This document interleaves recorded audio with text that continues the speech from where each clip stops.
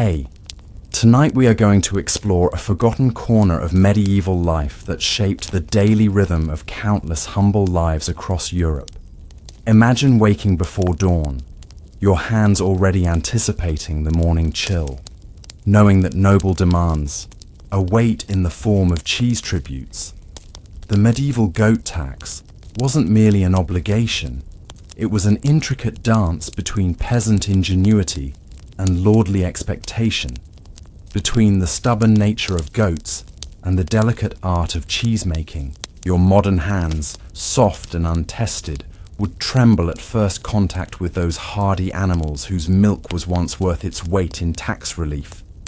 The soreness, the patience, the intimate knowledge required, these were the invisible currencies of medieval survival. If you found tonight's journey into medieval life soothing, please consider sharing these stories with someone who might appreciate a gentle descent into historical slumber. Your support helps these forgotten histories reach more restless minds. I'd love to know, as you prepare for rest, what century would you visit if you could dream your way into the past tonight? Now dim your lights, settle into the softest part of your bed, and let the gentle rustling of your blanket become the whispered conversations of medieval villagers, preparing for another dawn of obligations and simple joys. In the quiet valley of Lancashire, nestled between rolling hills that turned golden each summer, lay the humble village of Woolwich. The year was 1267, and the morning mist clung to the thatched roofs like a gentle veil. The village was one of many that owed allegiance to Lord Bartholomew, whose castle stood upon the northern hill, its stone walls catching the first light of dawn. Among the many tributes demanded by the lord was the cheese tax, a requirement that each household maintaining goats must produce a specific measure of cheese quarterly as payment for their protection and the use of common grazing land. Thomas Fletcher awoke to the familiar chorus of roosters. His small cottage, built by his father's hands 3 decades prior, creaked softly as he moved across the worn wooden floor. His wife Eleanor still slept, her breathing gentle and even. Their 3 children, William, Agnes and little Matilda, were curled together upon the straw pallet in the corner, draped in woolen blankets Eleanor had woven during winter evenings. Thomas dressed quietly, pulling on a simple linen shirt and woolen trousers that had been patched so many times the original fabric was barely visible in places. The morning ritual began before the sun had fully risen. Thomas stepped outside, his breath forming small clouds in the cool air. The eastern sky was beginning to lighten, a pale blue-grey that promised fair weather. He made his way to the small wooden shelter attached to the cottage where 4 goats waited. These animals were not merely livestock, they were the lifeblood of his family's subsistence. Nanny, the eldest with a greying muzzle, had been with them for 7 years. Beside her stood Bluebell, with her distinctive dark patch over one eye, and the 2 younger goats, Spring and Summer, both born the previous year. "Good morning, ladies," Thomas murmured, his voice still thick with sleep. The goats responded with soft bleats of recognition. They knew the routine as well as Thomas did. He reached for the wooden milking stool, smoothed by years of use, and positioned it beside Nanny. The oldest goat was always milked first, a courtesy earned through years of reliable production. Thomas placed the clean wooden bucket beneath her udder and began the methodical work of milking. His hands, calloused from years of farming and craft, worked with practiced efficiency. The technique of goat milking was not as simple as the uninitiated might imagine. It required a gentle yet firm touch. Too gentle and the milk would not flow freely. Too firm and the goat would protest, perhaps even kick over the precious bucket. Thomas used his thumb and forefinger to close off the top of the teat, then sequentially squeezed with his remaining fingers, directing the milk downward and into the bucket. The rhythm was hypnotic. Squeeze, release, squeeze, release. The sound of milk hitting the wooden bucket created a soft percussion that accompanied the early morning birdsong. Nanny stood patiently, occasionally turning to observe Thomas with her rectangular pupils, eyes that had always seemed to hold a wisdom beyond her nature. Thomas spoke to her softly as he worked, telling her about the weather, the crops, the news from the village. It was a one-sided conversation that had become part of the comfort of routine. The other goats waited their turn, occasionally shuffling or bleating softly, but mostly content to begin their day with this familiar ceremony. By the time Thomas had milked all 4 goats, the sun had crested the eastern hills, casting long shadows across the village green. The milk, nearly 2 gallons in total, would provide for the day's needs and contribute to the cheese that would eventually satisfy part of Lord Bartholomew's tax. Thomas carried the wooden bucket with care back toward the cottage. As he approached, he saw Eleanor had risen and was stoking the cook fire outside their dwelling. "The yield is good today," Thomas said, holding up the bucket for his wife to see. Eleanor nodded appreciatively, her hair still loosely bound in her sleeping braid. She was a woman of few words in the morning, preferring to communicate through nods and gestures until she had broken her fast. Thomas understood this silent language after 17 years of marriage. He set the bucket down near the cottage door, careful to place it in the shade where it would remain cooler. Inside the cottage, the children were beginning to stir. William, at 12 years, was already learning the ways of fieldwork and would soon join his father for the day's labour. Agnes, 9 years of age, would help her mother with household tasks and tend to the small garden that provided herbs and vegetables for their table. Little Matilda, only 4, would remain close to her mother, learning through observation as all children did in Woolwich. After a simple breakfast of barley porridge sweetened with a precious spoonful of honey, the family dispersed to their daily tasks. Eleanor took up her position at the cheese-making table set up in the shaded area beside their cottage. This was where the morning's milk would begin its transformation, a process that had been passed down through generations of women in her family. First, Eleanor strained the milk through a clean linen cloth to remove any impurities. The white liquid cascaded through the fabric into a large ceramic vessel, leaving behind any bits of hay or dust that might have fallen into the bucket during milking. Next, she would add a small amount of rennet, an enzyme derived from the stomach lining of a calf that they had traded for last autumn. The rennet would cause the milk to separate into curds and whey, beginning the mysterious transformation from liquid to solid. While the milk sat with the rennet, Ellen attended to other morning duties. She swept the packed earth floor of their cottage with a broom made of bound twigs. She checked on the bread dough that had been rising overnight in a wooden bowl covered with a damp cloth. Agnes had taken Matilda to collect eggs from the 3 hens that nested in a small coop beside the goat shelter. William had gone with his father to the strips of land they farmed as part of their tenancy to Lord Bartholomew. When Eleanor returned to her cheese-making, the milk had thickened to the consistency of porridge. She used a long knife to cut through the coagulated mass, creating a grid pattern that would allow the whey to separate more easily from the curds. With practiced movements, she gathered the curds into a clean linen cloth, twisted the top to form a bundle, and hung it from a hook. To drain, the whey, not wasted, would be collected in a bucket beneath and later used to feed their small pig or mixed into bread dough for added nourishment. The cheese-making process would continue throughout the day and into the next. After sufficient draining, the curds would be salted, shaped, and set aside to age. Eleanor maintained several wheels of cheese at different stages of aging. Some were wrapped in cloth and stored in the cool, dark corner of their cottage, where the temperature remained relatively stable. Others were smoked over green wood to develop a distinctive flavor and extend their preservation. The most special wheels were rubbed with herbs that grew along the forest edge: thyme, rosemary, and wild garlic, creating unique flavors that had become sought after even beyond Woolwich.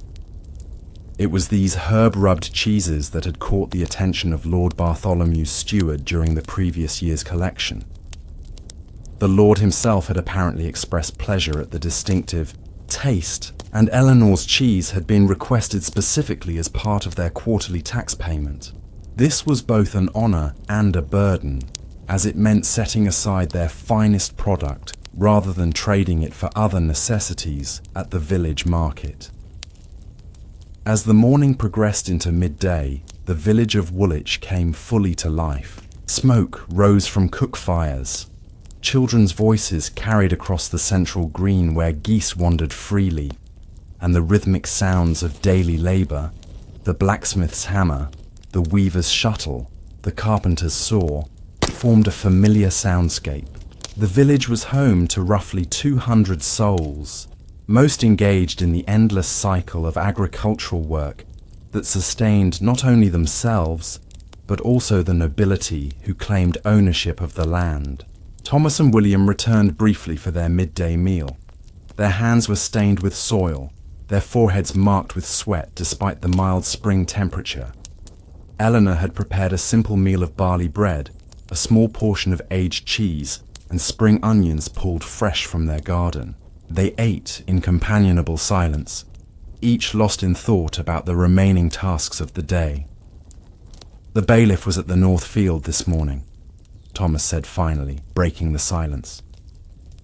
"Checking the drainage ditches and reminding everyone that cheese collection is but 3 weeks away."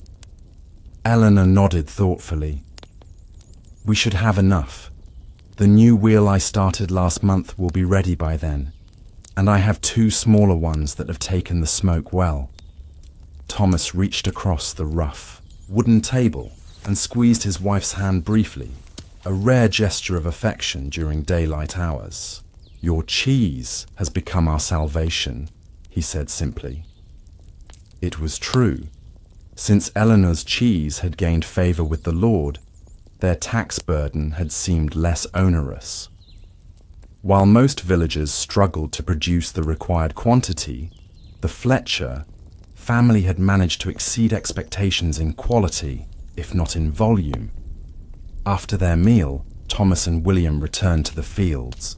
The afternoon would be spent clearing stones from the newly ploughed section and preparing the soil for planting.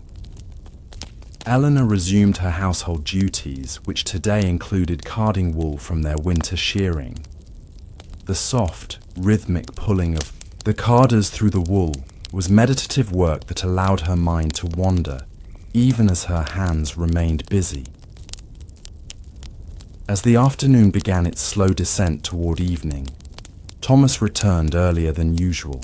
His face wore the concerned expression Eleanor had come to recognize over their years together. "Nanny isn't at the common pasture," he said without preamble. "Martin the shepherd boy says she wandered toward the woodline around midday."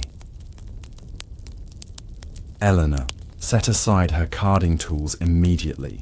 Nanny was their oldest and most reliable milker. Losing her would be a significant blow to their ability to meet the cheese tax. "I'll help you search," she said, already reaching for her shawl. Agnes can watch Matilda. They spent the next 2 hours searching the edges of the forest that bordered the village's eastern side. The woodland floor was carpeted with spring wildflowers, white wood anemones, and delicate blue violets that would normally have brought Eleanor pleasure. Today, however, her eyes scanned only for signs of their wayward goat. The forest grew, denser as they ventured further from the village, the cathedral-like canopy of oak and beech filtering the late afternoon sunlight into dappled patterns on the ground. It was Thomas who finally spotted the distinctive white and brown markings of Nanny through the undergrowth. The goat had wandered into a small clearing where wild garlic grew in abundance. She was contentedly grazing on the pungent leaves, seemingly unconcerned about her deviation from routine. "You troublesome old lady," Thomas said with relief evident in his voice. He approached slowly, speaking softly to avoid startling the animal. Nanny looked up, chewing leisurely, her eyes meeting Thomas's with what Eleanor always interpreted as mild amusement. The goat allowed herself to be led back toward the village path, occasionally stopping to snatch another mouthful of the wild garlic. Perhaps this is a blessing disguised as mischief, Eleanor mused as they walked. Lord Bartholomew enjoyed the garlic-rubbed cheese especially. If Nanny's milk carries the flavour naturally, Thomas nodded, understanding his wife's train of thought.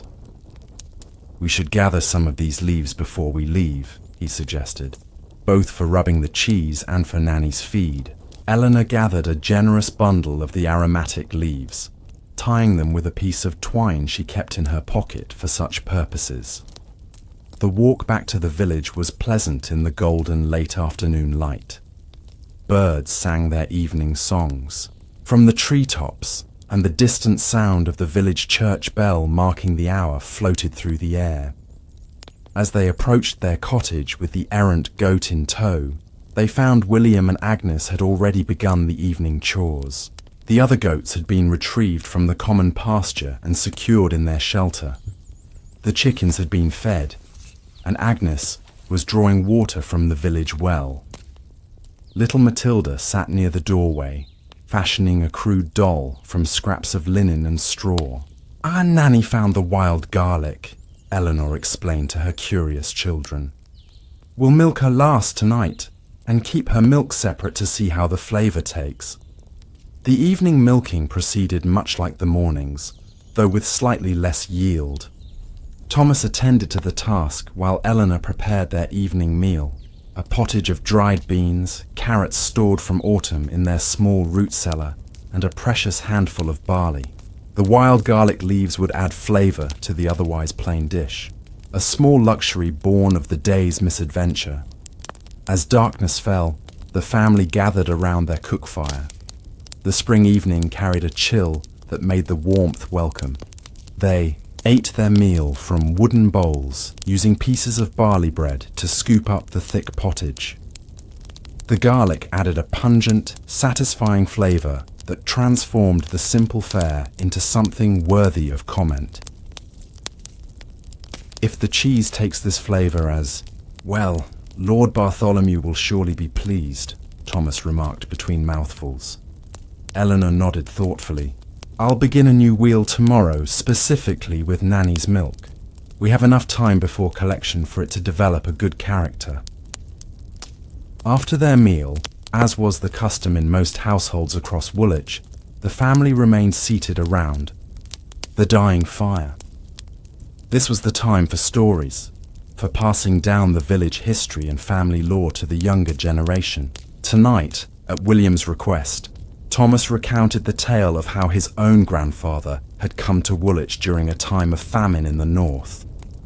It was a story the children had heard many times before, but one they never tired of, a tale of hardship, overcome, of finding home in an unexpected place.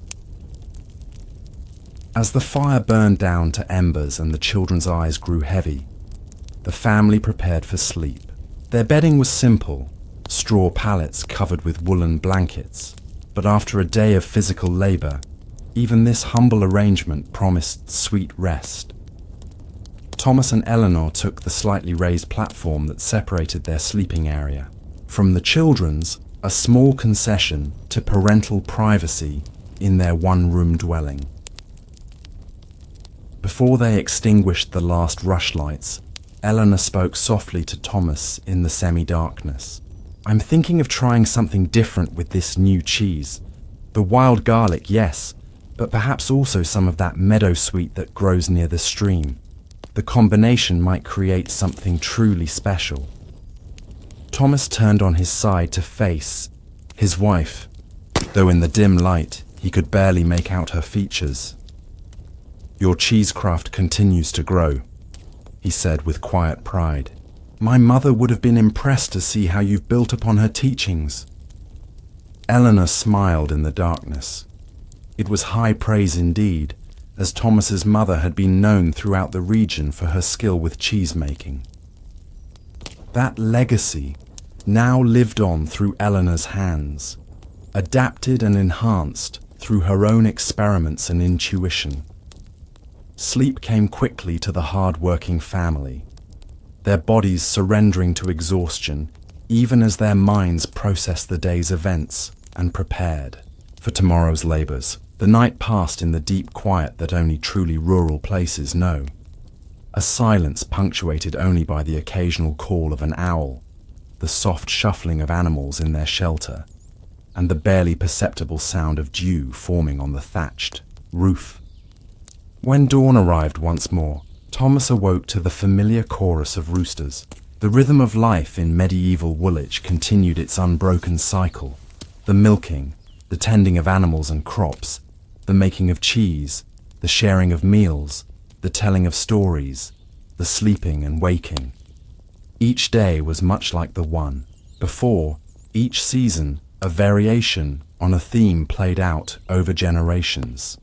Yet within this seeming monotony lay the profound richness of a life lived in close connection to the land, the animals, the changing seasons, and the human community.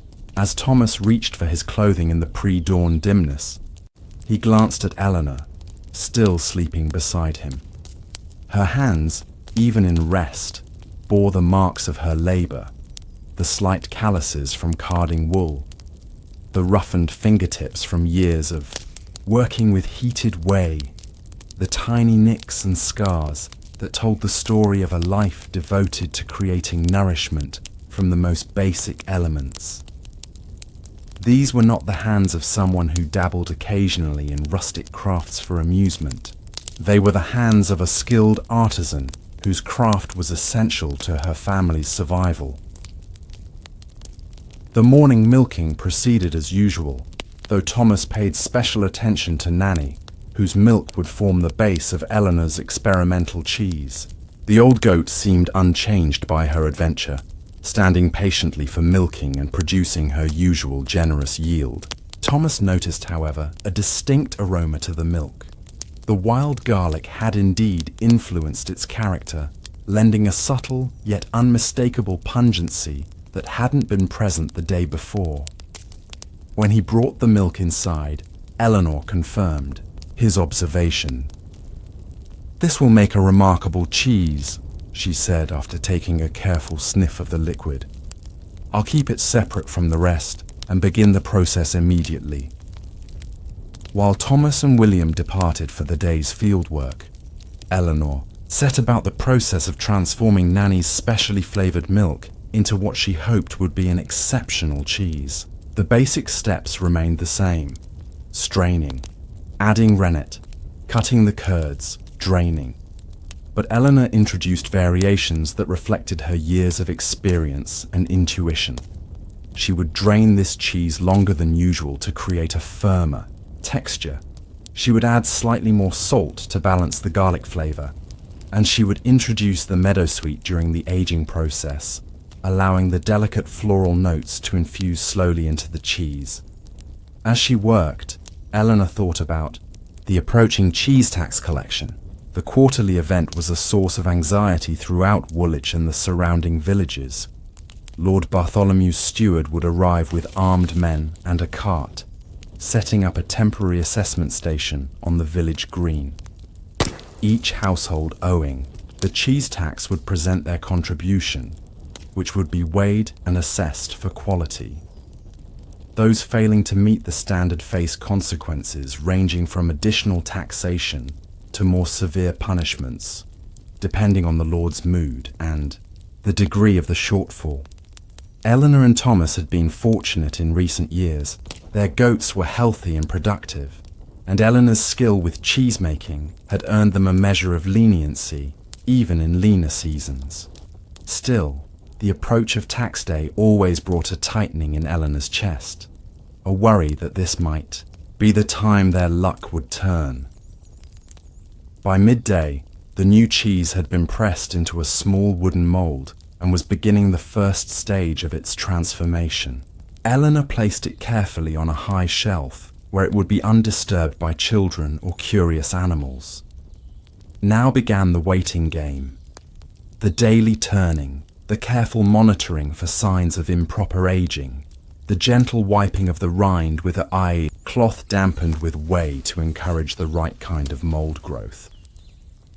The days that followed settled into the familiar pattern of spring work. Thomas and William spent long hours in the fields, preparing the soil and planting the crops that would sustain them through the coming year.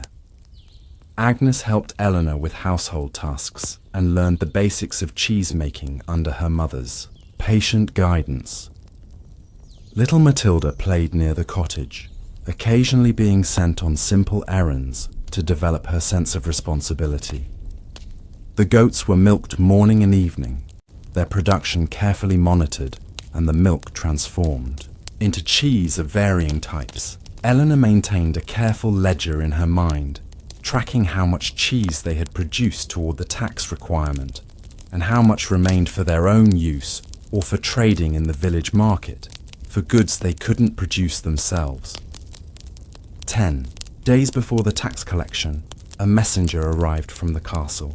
He was a young man dressed in Lord Bartholomew's colours of blue and silver, riding a horse that marked him as several steps above the villagers in status.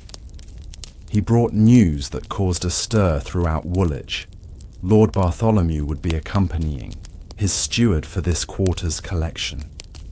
It was unusual for the Lord himself to attend such a routine matter, and speculation ran wild about the reason for this break in tradition. Perhaps he's looking to increase the tax, worried Martin the miller, whose grain-grinding services earned him enough to keep 3 goats and thus a larger cheese obligation. I heard there's been unrest in the northern villages, countered Gregory, the blacksmith. He might be making a show of authority.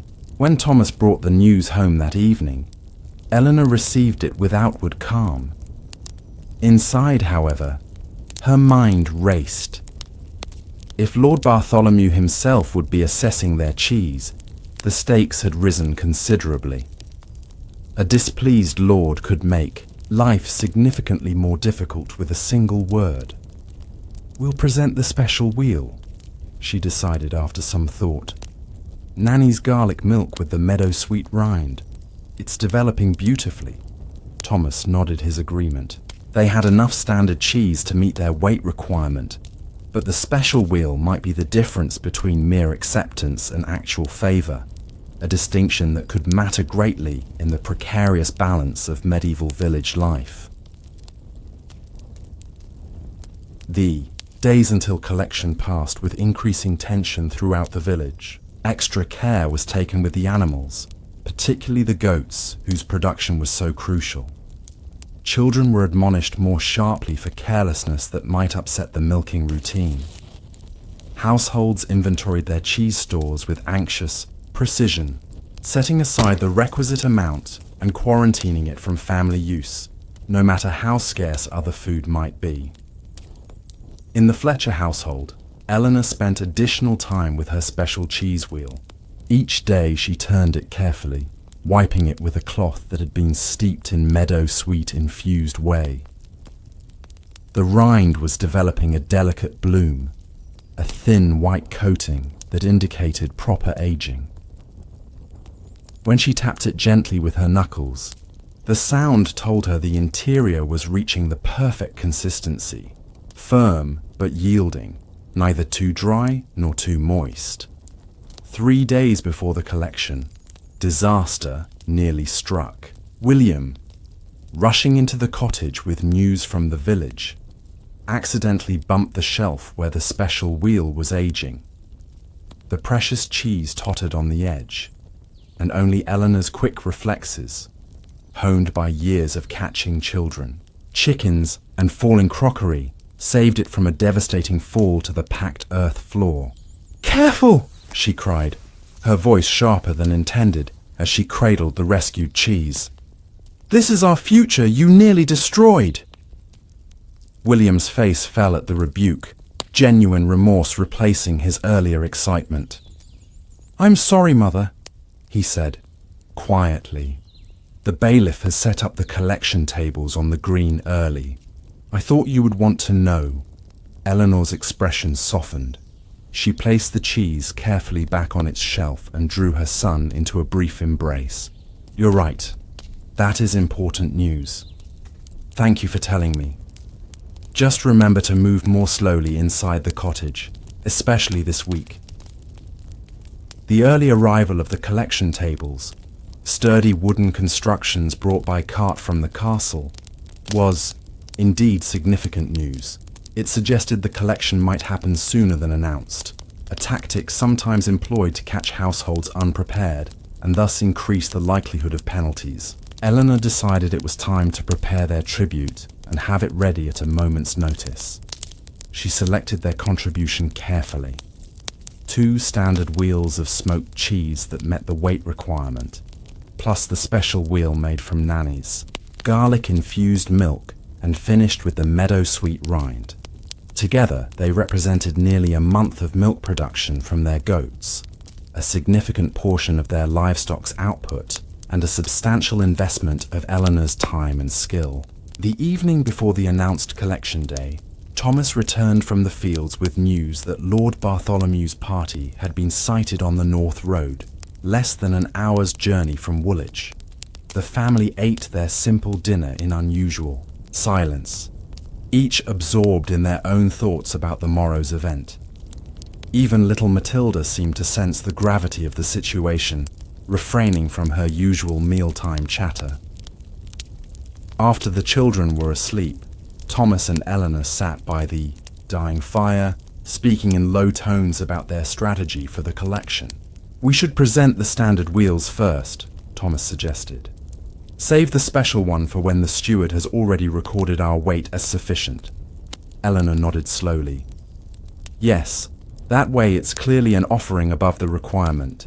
If we present it first, it might simply be counted as part of the tax. And I should be the one to present them all," Thomas added. "It wouldn't be proper for the Lord to receive them directly from a woman's hands." Though Eleanor was the cheesemaker, they both understood the protocols of their world. It would be Thomas who represented the household before Lord Bartholomew, with Eleanor standing a respectful distance behind. Her craft would be judged, but her person would remain largely invisible in the official transaction, a reality so commonplace neither of them thought to question it. They rose before dawn, the next morning, earlier even than their usual hour. The goats were milked with particular care, though this milk would not contribute to the tax collection already prepared. The entire family dressed in their best clothing, garments reserved for church services and significant village events. For Thomas and William, this meant clean linen shirts and tunics without patches. For Eleanor and the girls, it meant their better woolen dresses and clean head coverings. None of their clothing would have impressed anyone from the castle, but by village standards, they were properly attired to show respect for their lord. As the morning mist began to dissipate under the strengthening sun, the sound of hoofbeats and rattling cartwheels announced the arrival of Lord Bartholomew's entourage. The villagers gathered on the green, each household bringing their cheese tribute in baskets or wrapped in clean cloth. The Fletcher family took their place among them, Eleanor carrying the 2 standard wheels while Thomas held the special cheese, with careful reverence. The procession that entered the village was impressive by local standards. 6 mounted men-at-arms in the blue and silver livery of Lord Bartholomew, the steward riding a palfrey and carrying a ledger, 2 servants leading a cart for the collected tribute, and finally, Lord Bartholomew himself on a magnificent black destrier. The Lord was a man in his 5th decade, with a trimmed grey beard and the sturdy build of someone who had seen combat in his younger years. He wore a fur-trimmed cloak despite the mild spring weather, a visible reminder of his wealth and status. The villagers bowed as the Lord passed, a gesture of deference, so ingrained it required no conscious thought. Lord Bartholomew acknowledged them with the barest inclination of his head, his eyes scanning the assembled households with the detached interest of a man surveying his property. The steward established himself at the prepared table, unrolling, his ledger and arranging quill and ink pot with bureaucratic precision. Beside him, a servant set up the scales that would weigh each household's contribution. The process began with efficiency, born of quarterly repetition.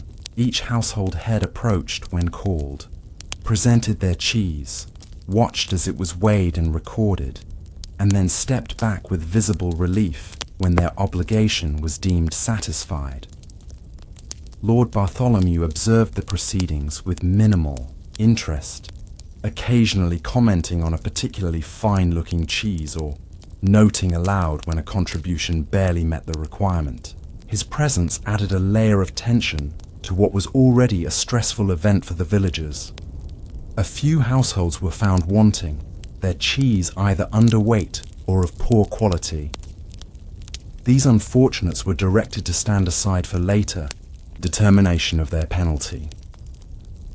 When the steward called Thomas Fletcher, the family approached the table. Thomas presented the 2 standard wheels first, as planned.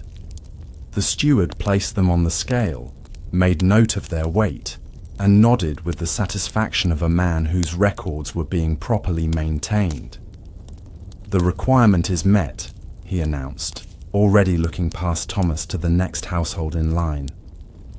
Thomas cleared his throat.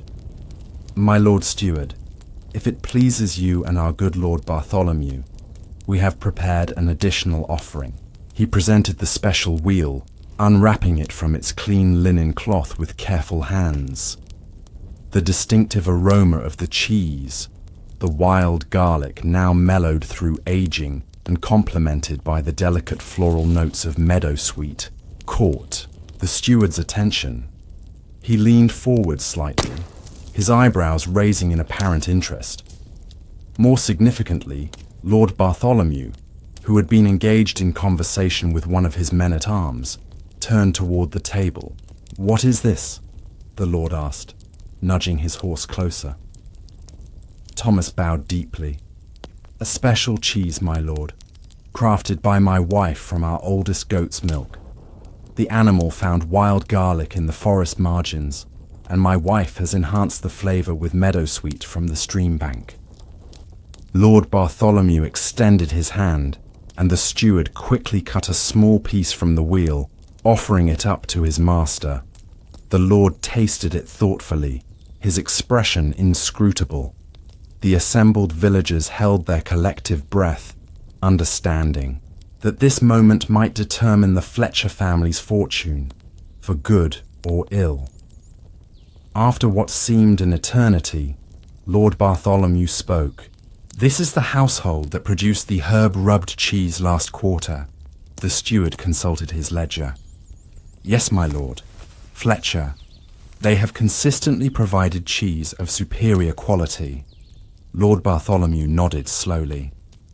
"I am hosting envoys from Normandy next month. They consider themselves connoisseurs of fine cheese." He looked directly at Thomas.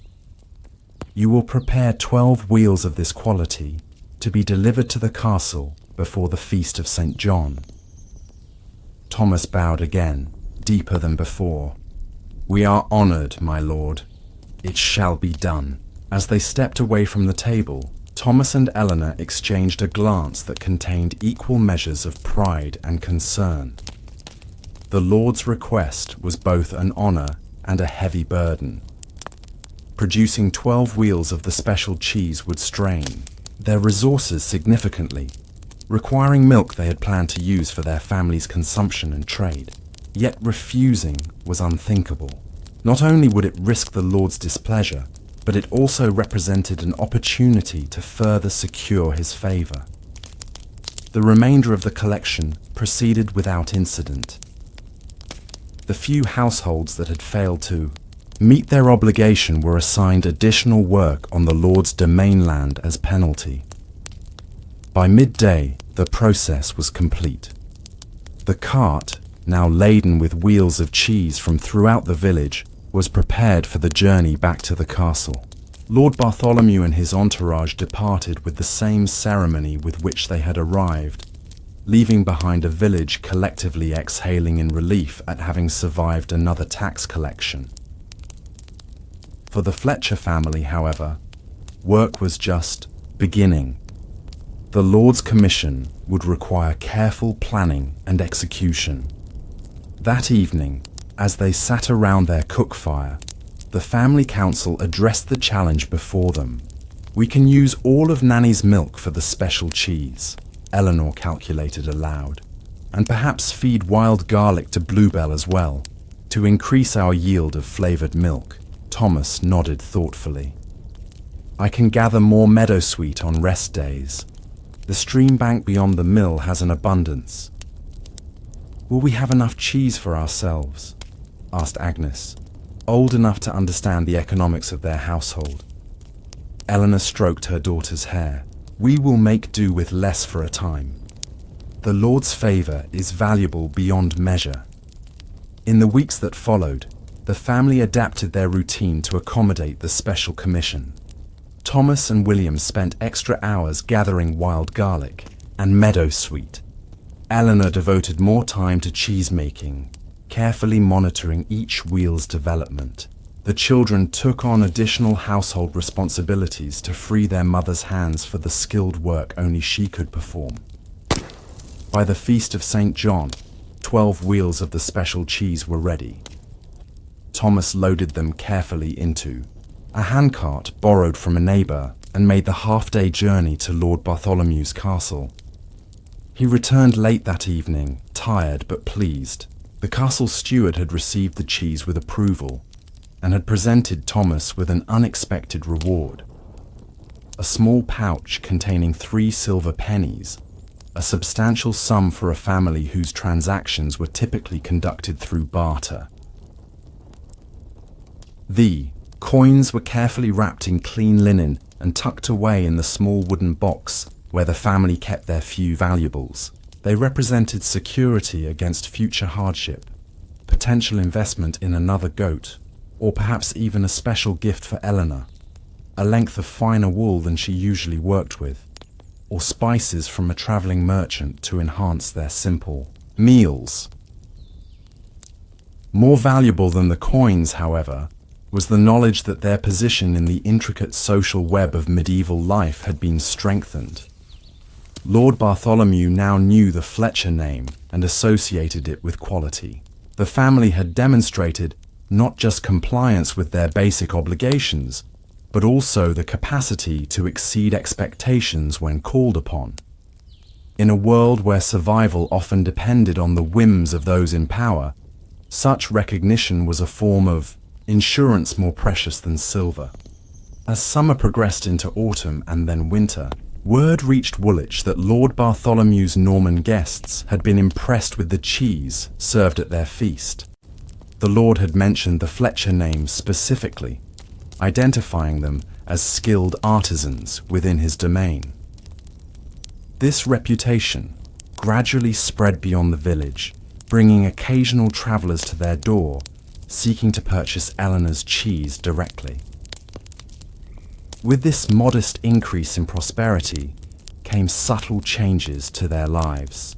They added a small lean-to workshop to their cottage, where Eleanor could focus exclusively on cheese making. They acquired a 5th goat, a young female with promising milk production.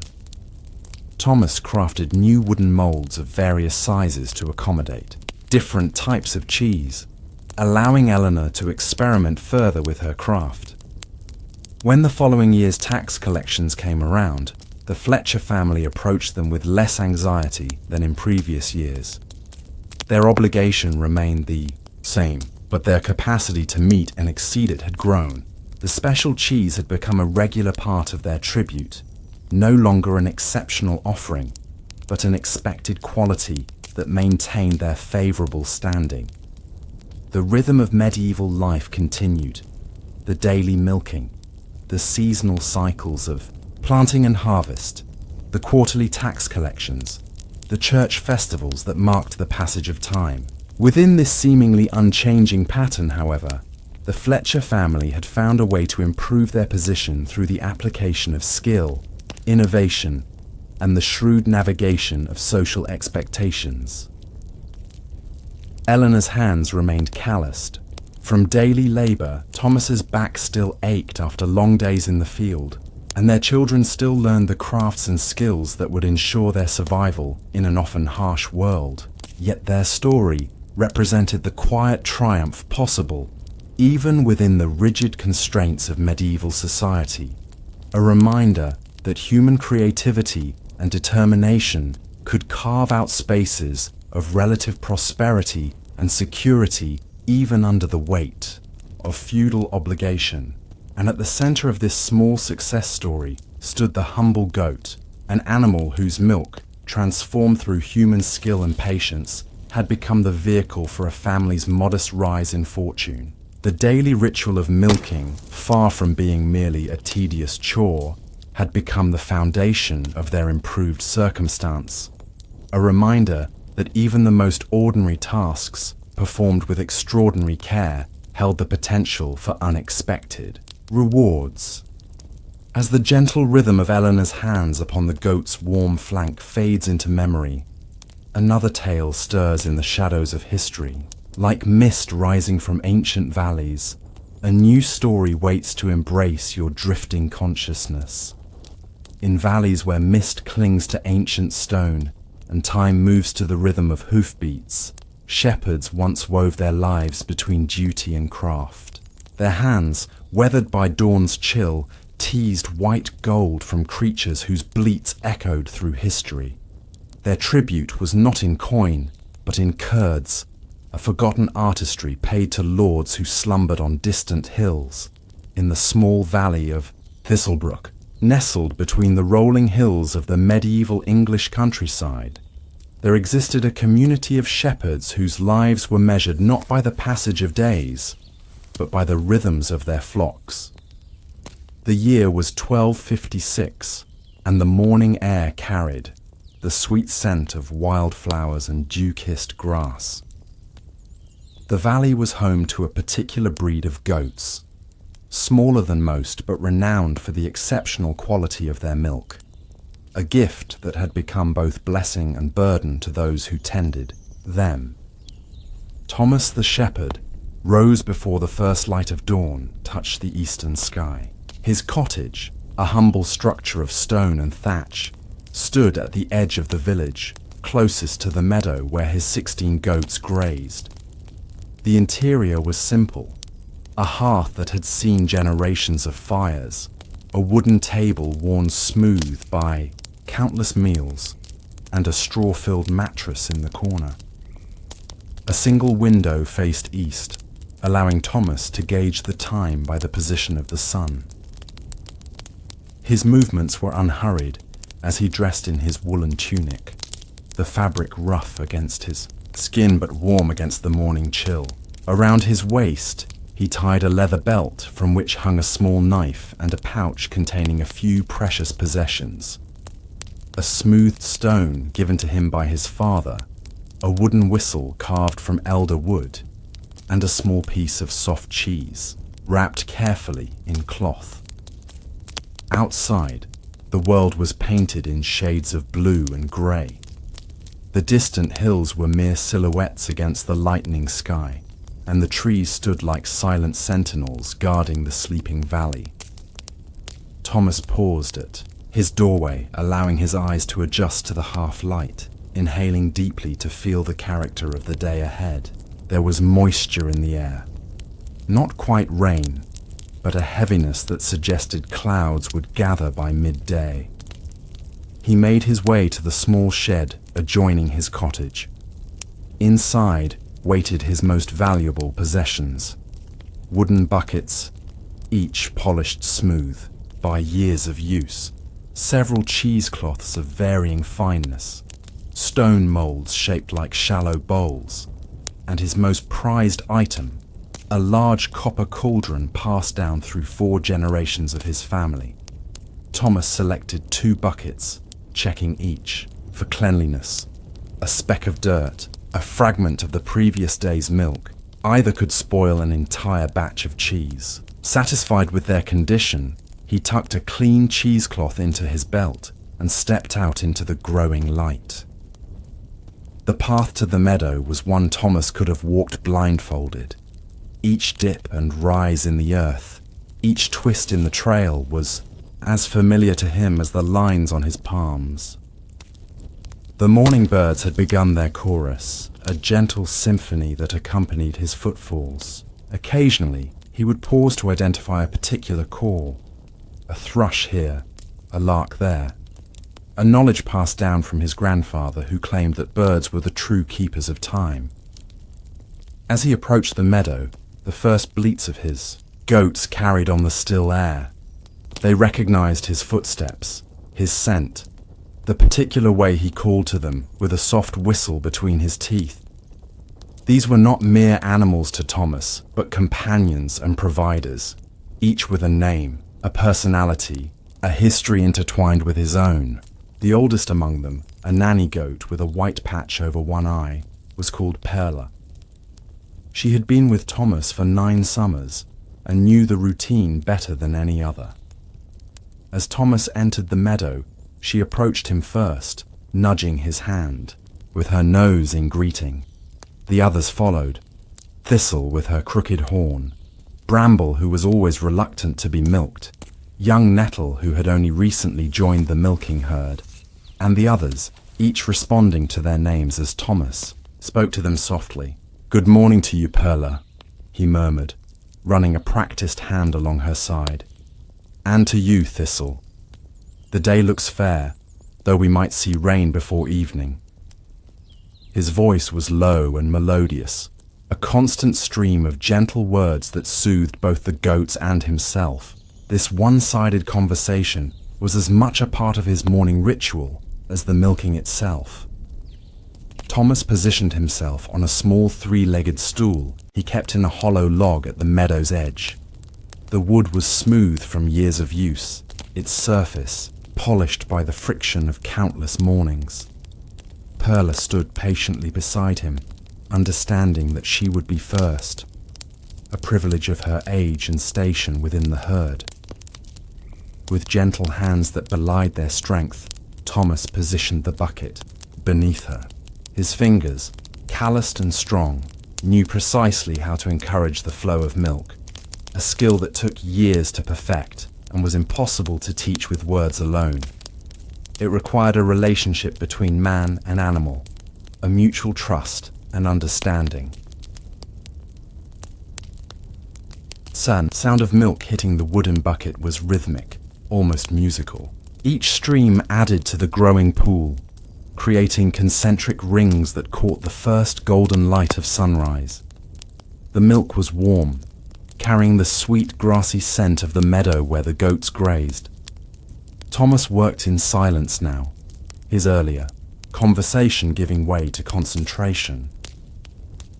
One by one, Thomas milked each goat. Some stood placidly, others shifted their weight from hoof to hoof, requiring a calming hand and reassuring words. Young Nettle, still new to the process, kicked once, nearly upsetting the bucket. Thomas neither cursed nor struck her. Such actions would only ensure greater difficulty tomorrow. Instead, he stroked her flank and murmured soothingly until she settled. By the time Thomas had finished with the last goat, the sun had risen fully above the eastern hills, casting long shadows across the meadow. The buckets were heavy with milk, a good yield that both pleased and worried him. More milk meant more cheese, and more cheese meant a greater portion would go to Lord Harvington as part of the cheese tax that had been imposed 3 generations ago. The story of the cheese tax was one Thomas had heard throughout his childhood. His grandfather had told of how Lord Harvington's grandfather, returning from the Crusades, had developed a particular taste for goat cheese during his time in distant lands. Finding the local sheep's cheese too mild for his newly acquired palate, he had decreed that each household keeping goats must produce cheese for the manor house. What had begun as an occasional request had over time hardened into a formal obligation, a tax paid not in coin, but in carefully crafted wheels of cheese. As Thomas gathered his buckets and prepared to return to his cottage, he glanced toward the distant manor house. It stood on the highest hill in the valley, a stone structure that seemed to grow from the very earth. From this distance, it appeared almost benign, simply another feature of the landscape, like the ancient oak tree or the meandering stream. But Thomas knew better. Within those walls resided power, the authority to demand a portion of his labor, to claim a share of what his goats provided. The walk back to his cottage was slower, weighted down as he was by the full buckets. The milk sloshed gently with each step, and Thomas took care to maintain a steady pace. A stumble now could mean the loss of hours of work, both his and his goats. The village was stirring to life as he passed through. Smoke rose from cottage chimneys.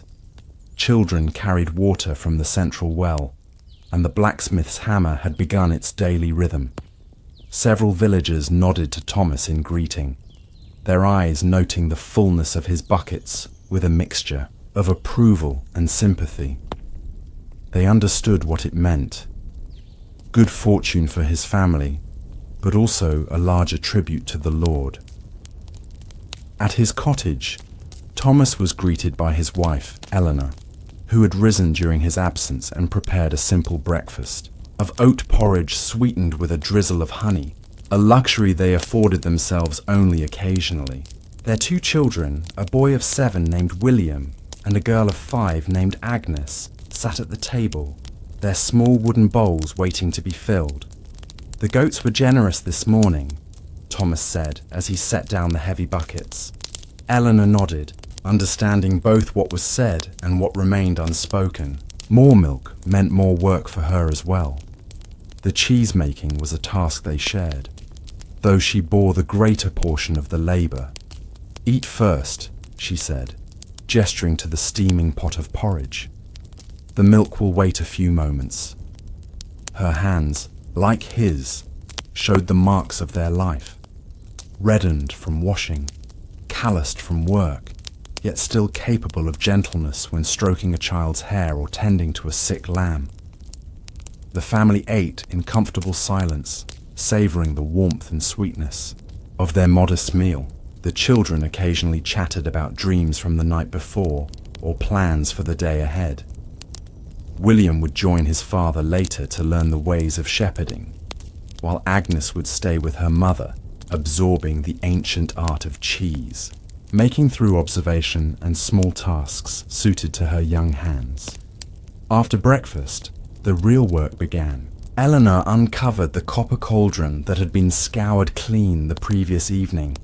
It hung from an adjustable hook above the hearth, ready to receive the morning's milk. Thomas poured carefully, ensuring not a drop was wasted. The value of milk was something impressed upon children from their earliest days. It was life itself, transformed into sustenance that could nourish immediately or be preserved as cheese for leaner times. The fire beneath the cauldron needed constant attention. Too hot, and the milk would scorch. Too cool, and the proper transformation would not occur. Eleanor tended it with the expertise of one who had performed this task thousands of times, adding small pieces of dried wood when the flames diminished, or adjusting the height of the cauldron when the temperature needed to be modified. Thomas, meanwhile, prepared the rennet, the substance that would transform liquid milk into solid curds. In some parts of the kingdom, rennet was obtained from the stomach lining of calves, but the shepherds of Thistlebrook had discovered generations ago that certain flours, when properly dried and crushed, could achieve the same effect. It was one of their closely guarded secrets, passed from parent to child, but never shared with outsiders. From a small earthenware jar sealed with beeswax, Thomas extracted a pinch of dried petals. They were a dusty blue color, harvested from a rare flower that grew only on the north-facing slopes of the valley. He crushed them between his fingers, releasing an aroma that was both sweet and slightly bitter. This he sprinkled into a small cup of water drawn from the well at dawn. Timing that was crucial to the process, though none could explain precisely why. As the milk in the cauldron reached the perfect temperature, a knowledge determined not by measurement, but by dipping a clean finger into the liquid and feeling its warmth, Eleanor signaled to Thomas. He approached with his cup of prepared rennet, now a pale blue liquid that seemed to capture the very essence of the sky above their valley. With reverence that bordered on ritual, Thomas poured the rennet into the warm milk, stirring it with a long wooden spoon carved from rowan wood, another tradition whose origins were lost to time. The stirring followed a specific pattern, 3 times clockwise, once counterclockwise, and then a final stroke that cut directly across the surface of the milk. As he completed this motion, Thomas murmured words taught to him by his father, who had learned them from his father before him, from flowing to form, from passing to permanent. Now came the waiting. The milk, infused with rennet, needed time to transform. The family used this interlude for other necessary tasks. Eleanor began kneading dough for the day's bread, incorporating dried herbs from their small garden. Thomas stepped outside to check on their modest vegetable plot, where carrots, onions, and cabbages grew in neat rows. The children were assigned their own responsibilities.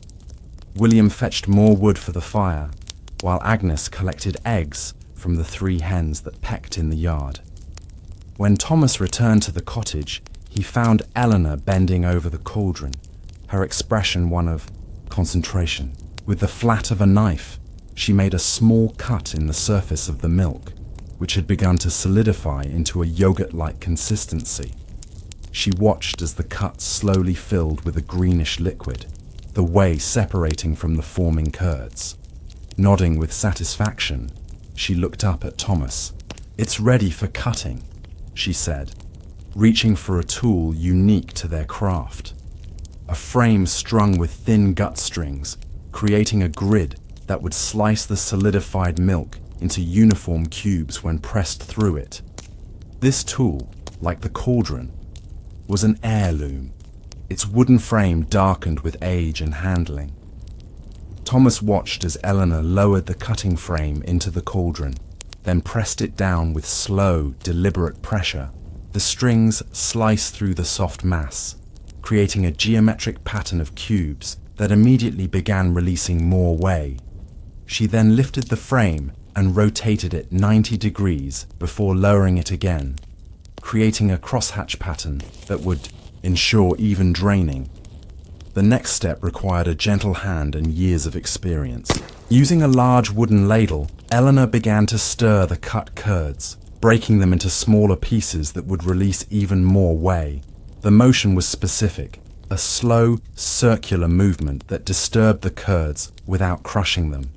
Too vigorous, a touch would result in cheese that was too dry, too gentle, and the whey would not separate properly. As Eleanor worked, she instructed Agnes in the ways of cheese-making.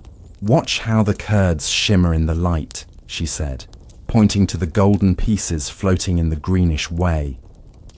"When they dance like that, they're telling us they're happy." It was not scientific knowledge, but the poetry of experience, AI, way of understanding that connected them to countless generations of cheesemakers before them. Once the curds had reached the proper consistency, firm enough to hold their shape when pressed between finger and thumb, yet still tender. It was time to drain them. Thomas brought forward a large wooden frame over which a clean cheesecloth had been stretched and secured. Together, husband and wife lifted the heavy cauldron and carefully poured its contents onto the cloth. The whey drained quickly at first, flowing through the cloth into a collection bucket below. This liquid would not be wasted. It would be used to make a simple, tangy beverage, to feed their small pig, and to add to bread dough for flavour and nutrition. In Thistlebrook, nothing that came from the goats was ever discarded. As the draining slowed, Eleanor gathered the corners of the cheesecloth, creating a bundle that held the curds. With practiced movements, she twisted the cloth, applying gentle pressure to express more whey. Thomas positioned a second cloth-covered frame nearby, and Eleanor transferred the partially drained curds to it, spreading them with her hands to form an even layer. Now came another critical decision. Part of these curds would be pressed into a firm cheese destined for Lord Harvington's table, the cheese tax that could not be avoided. The remainder would be processed differently, some formed into soft, fresh cheese for immediate consumption, and some prepared for aging in their small storage cellar. Thomas and Eleanor exchanged a look, a silent communication born of years together. Without words, they agreed on the division. Slightly more than a third would go to the manor house, though the official requirement was only a quarter. Experience had taught them that generosity in this matter prevented unwelcome scrutiny of their herd and production. For the Lord's cheese, they selected the finest curds, those from the centre of the cloth, where they were most uniform in texture. These were carefully transferred to a round wooden mould lined with a fresh cheesecloth.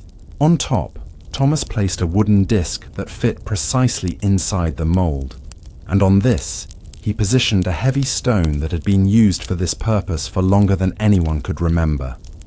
The weight would press the curds over several hours, expelling, remaining whey, and transforming the loose mass into a cohesive wheel of cheese. Every hour, Thomas or Eleanor would remove the cheese from its mould, flip it over, re-wrap it in dry cloth, and return it to the press, a labour-intensive process that ensured even draining and uniform texture.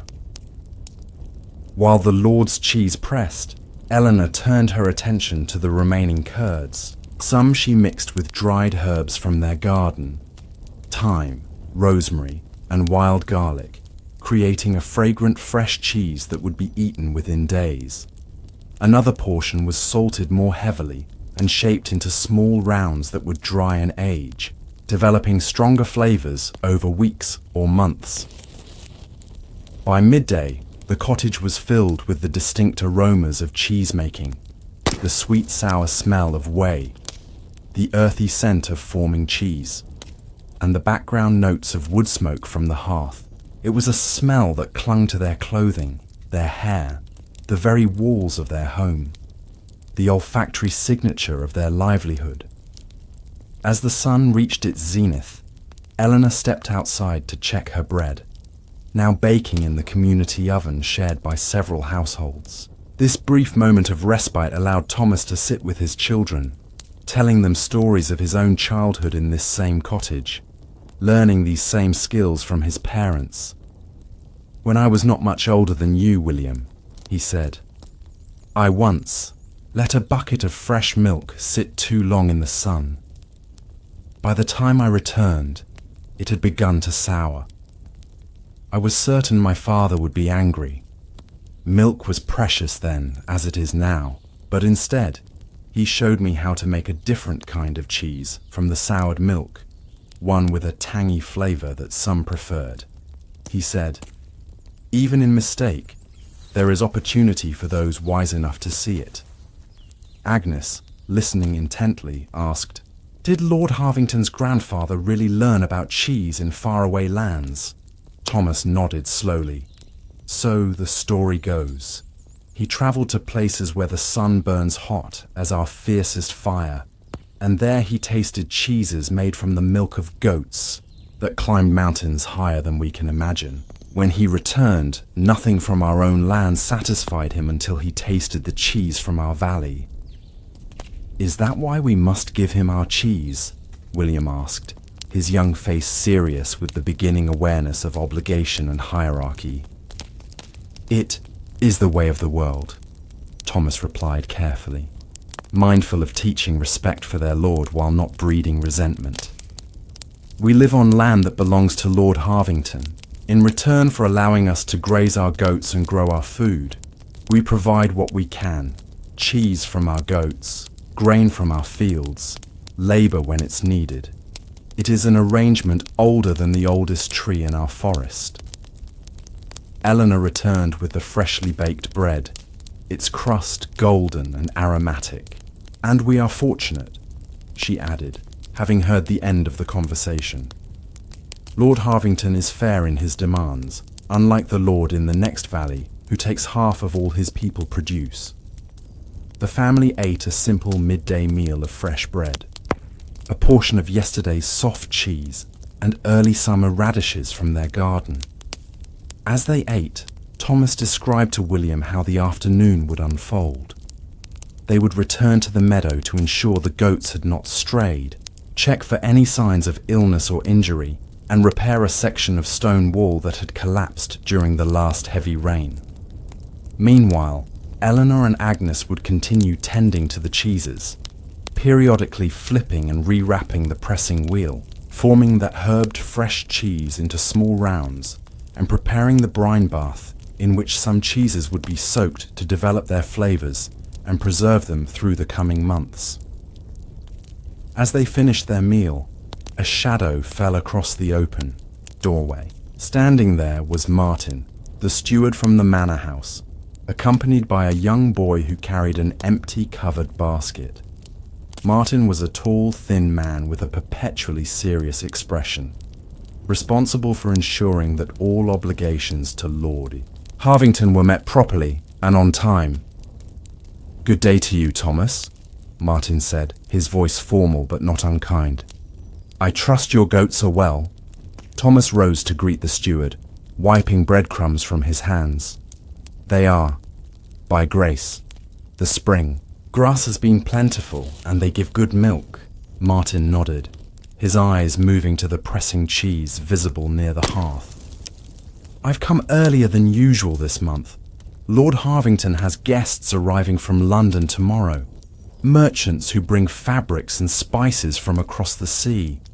He wishes to serve them our valley's famous cheese." Thomas and Eleanor exchanged a quick glance. The cheese intended for the manor house would normally press for at least 12 more hours before being removed from its mold. Taking it now would mean a softer texture, a milder flavor, not the ideal representation of their craft. "It's not fully pressed," Eleanor said carefully. "Perhaps we could bring it to the manor house first thing tomorrow morning. It would be better suited for his lordship's table." Martin's expression remained neutral. His lordship was specific in his request. "The cheese is needed this afternoon for preparation of tomorrow's feast." There was finality in his tone that brooked no argument. Thomas nodded in acceptance. "Of course. We also have some cheese from 3 days past that has firmed nicely. Perhaps his lordship would like to offer his guests a comparison of young and slightly aged cheese. The difference in flavor is quite remarkable." This suggestion seemed to interest Martin, who was himself something of a cheese enthusiast, having grown up in the valley before his appointment to the manor house. "That is thoughtful, Thomas. I believe his lordship would appreciate such an offering." Eleanor moved to a small wooden cabinet where their cheeses were stored. From it, she removed a cloth-wrapped wheel approximately the size of a man's outstretched hand. The cloth was marked with a pattern of small holes pressed into the surface with the tip of a stick, their family's identifying mark that distinguished their cheese from others in the village. She presented this cheese to Martin while Thomas carefully removed the still soft cheese from its press. The steward examined both with an appraising eye, nodding with satisfaction. "These will serve well," he said, as his young assistant placed them in the basket. "Lord Harvington specifically mentioned your cheese, Thomas. He tells his guests that the secret lies in the particular flowers that grow in the high meadow where your goats graze." Thomas smiled modestly. His lordship is generous with his praise. "The flowers certainly contribute their essence, but it's the knowledge passed through generations that truly makes the cheese what it is." Martin studied Thomas for a moment. "There is talk," he said more quietly, "that Lord Harvington wishes to increase his cheese stores. He has developed a trade with a merchant who takes our valley's cheeses to London, where they fetch a handsome price." The implication hung in the air between them. An increase in cheese stores would mean an increase in the cheese tax, more of their production going to the manor house, less remaining for their own use and local trade. "Our goats give what they can," Thomas replied carefully. "We can only work with what nature provides." Martin nodded, understanding the subtle resistance in Thomas's words.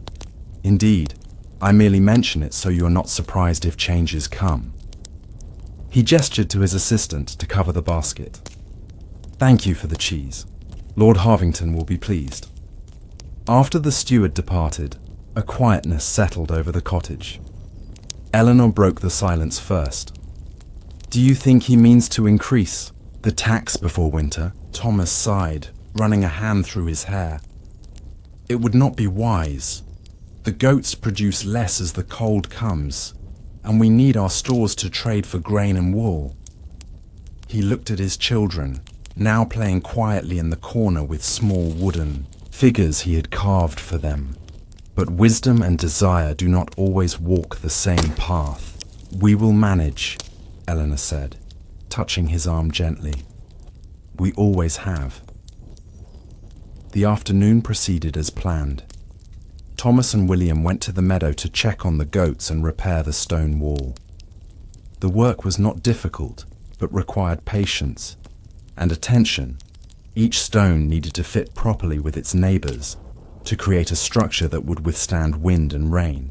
As they worked, Thomas taught William the names of the different stones and how to judge their strength and suitability. "Look for the flat ones for the base," he instructed, selecting a particularly solid specimen. "They bear the weight of all that comes above, like the elders of our village who carry the knowledge that supports us all." William nodded seriously, his small hands already developing the calluses that marked a working life. He was a thoughtful child who absorbed lessons readily, not just the practical skills, but the underlying wisdom Thomas tried to impart. The understanding that their life, while bound by obligation and tradition, contained profound meaning and connection to the land and its rhythms. As they worked, several of the goats wandered over to investigate, curious about the activity. Thomas paused occasionally to check each animal, running his hands over flanks and legs, examining eyes and hooves with the attention of one whose livelihood depended on their health. "Bramble is favoring her right front hoof," he observed, gently, lifting the goat's leg to examine the hoof. "There's a small stone caught here. See how I remove it? Gentle, but firm." He demonstrated for William, who watched with serious attention. Meanwhile, at the cottage, Eleanor and Agnes continued the cheese-making process. The herbed fresh cheese had been formed into small rounds and laid on a clean cloth to drain further. The salted cheese, destined for aging, had been placed in wooden molds of various sizes, each marked with the family's pattern. Eleanor showed Agnes how to prepare the brine solution in which some cheeses would be soaked, a mixture of salt, water, and a small amount of whey from that morning's production. The proportions were critical and measured not with scales or cups, but with the experience encoded in Eleanor's hands and eyes. Too much salt and the cheese becomes inedible, she explained. Too little, and it spoils before its time. We seek the perfect balance that preserves while enhancing flavor. Agnes, with the solemnity of a child entrusted with important knowledge, watched and listened. Occasionally, Eleanor would let her taste a tiny pinch of the brine, teaching her to recognize when it reached the proper concentration, another skill that could not be taught through words alone, but required the development of sensory memory as the afternoon began its slow transition toward evening. Thomas and William returned from the meadow. The goats would remain there for another few hours, safe within the repaired wall and natural boundaries of the valley. Thomas carried a small pouch containing herbs he had gathered, wild thyme, and a particular variety of mint that grew near the stream. These would be dried for use in future batches of cheese, each contributing subtle notes to the complex flavor. The family gathered once more around their table as daylight began to fade. The evening meal was simple: bread from midday, some of the fresh herb cheese, and a thin vegetable soup Eleanor had prepared while tending to the cheese making. They ate by the light of a single tallow candle, a luxury used sparingly, and only when the failing daylight made it necessary. As they ate, they shared the events of their day. Thomas described the repair of the wall, praising William's attentiveness and growing skill with stone placement. Eleanor spoke of the cheeses now resting in various stages of preparation, and how Agnes had shown a natural touch with forming the small rounds of fresh cheese. The conversation eventually turned to Martin's visit and his hint of changes to come. "If the Lord increases the cheese tax," Thomas said thoughtfully, "we might need to consider increasing our herd." Eleanor looked concerned. "More goats means more grazing needed, more hay to store for winter." Thomas nodded. "True, but the North Meadow has been unused these past seasons. Old Alfred, who tended it, has no heir, and no one has claimed it for grazing. If I speak with the village elder, perhaps we could expand there." This was how decisions were made, carefully, with consideration of all factors, balancing immediate needs with long-term sustainability. Their life allowed little margin for error. A misjudgment in cheese production, a sickness in the herd, a particularly harsh winter, any could tip the delicate balance of survival. After the meal, as full darkness settled over the valley, the family prepared for sleep. The children were settled onto their shared mattress in the small alcove, separated from the main room by a simple curtain. Eleanor told them a story, not of knights or princes, but of a clever goat who discovered a hidden meadow filled with the sweetest grasses and most fragrant flowers. It was a tale passed down through generations, simultaneously entertainment and education, embedding knowledge of goat behavior within its simple narrative. When the children had drifted to sleep, Thomas and Eleanor sat together by the dying embers of the hearth. This quiet time, after the day's labor and before sleep claimed them, was precious. Moments of connection not centered around work or obligation. "Do you ever wonder," Eleanor asked softly, "what it would be like to live differently? Perhaps in a town or as travelers who see new places?" Thomas considered the question, his eyes on the fading light of the coals. "Sometimes. I've heard tales of great cities where people live in houses built atop one another, where markets offer goods from lands we've never heard of." He reached for her hand, his fingers intertwining with hers. "But then I think of waking without, hearing our goats call, of days spent away from the open sky and the changing seasons, and I cannot imagine it truly." Eleanor squeezed his hand. "Nor I. This life may be hard at times, but it's ours. There's honor in what we create, in the knowledge we pass to our children. They sat in comfortable silence until the fire was nothing but grey ash.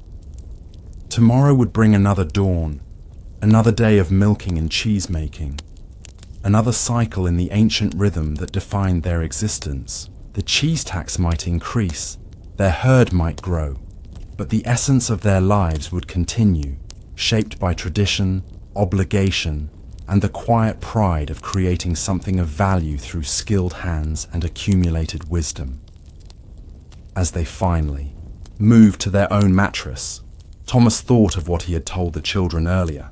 The way of the world was indeed that some commanded while others obeyed, that some owned while others worked.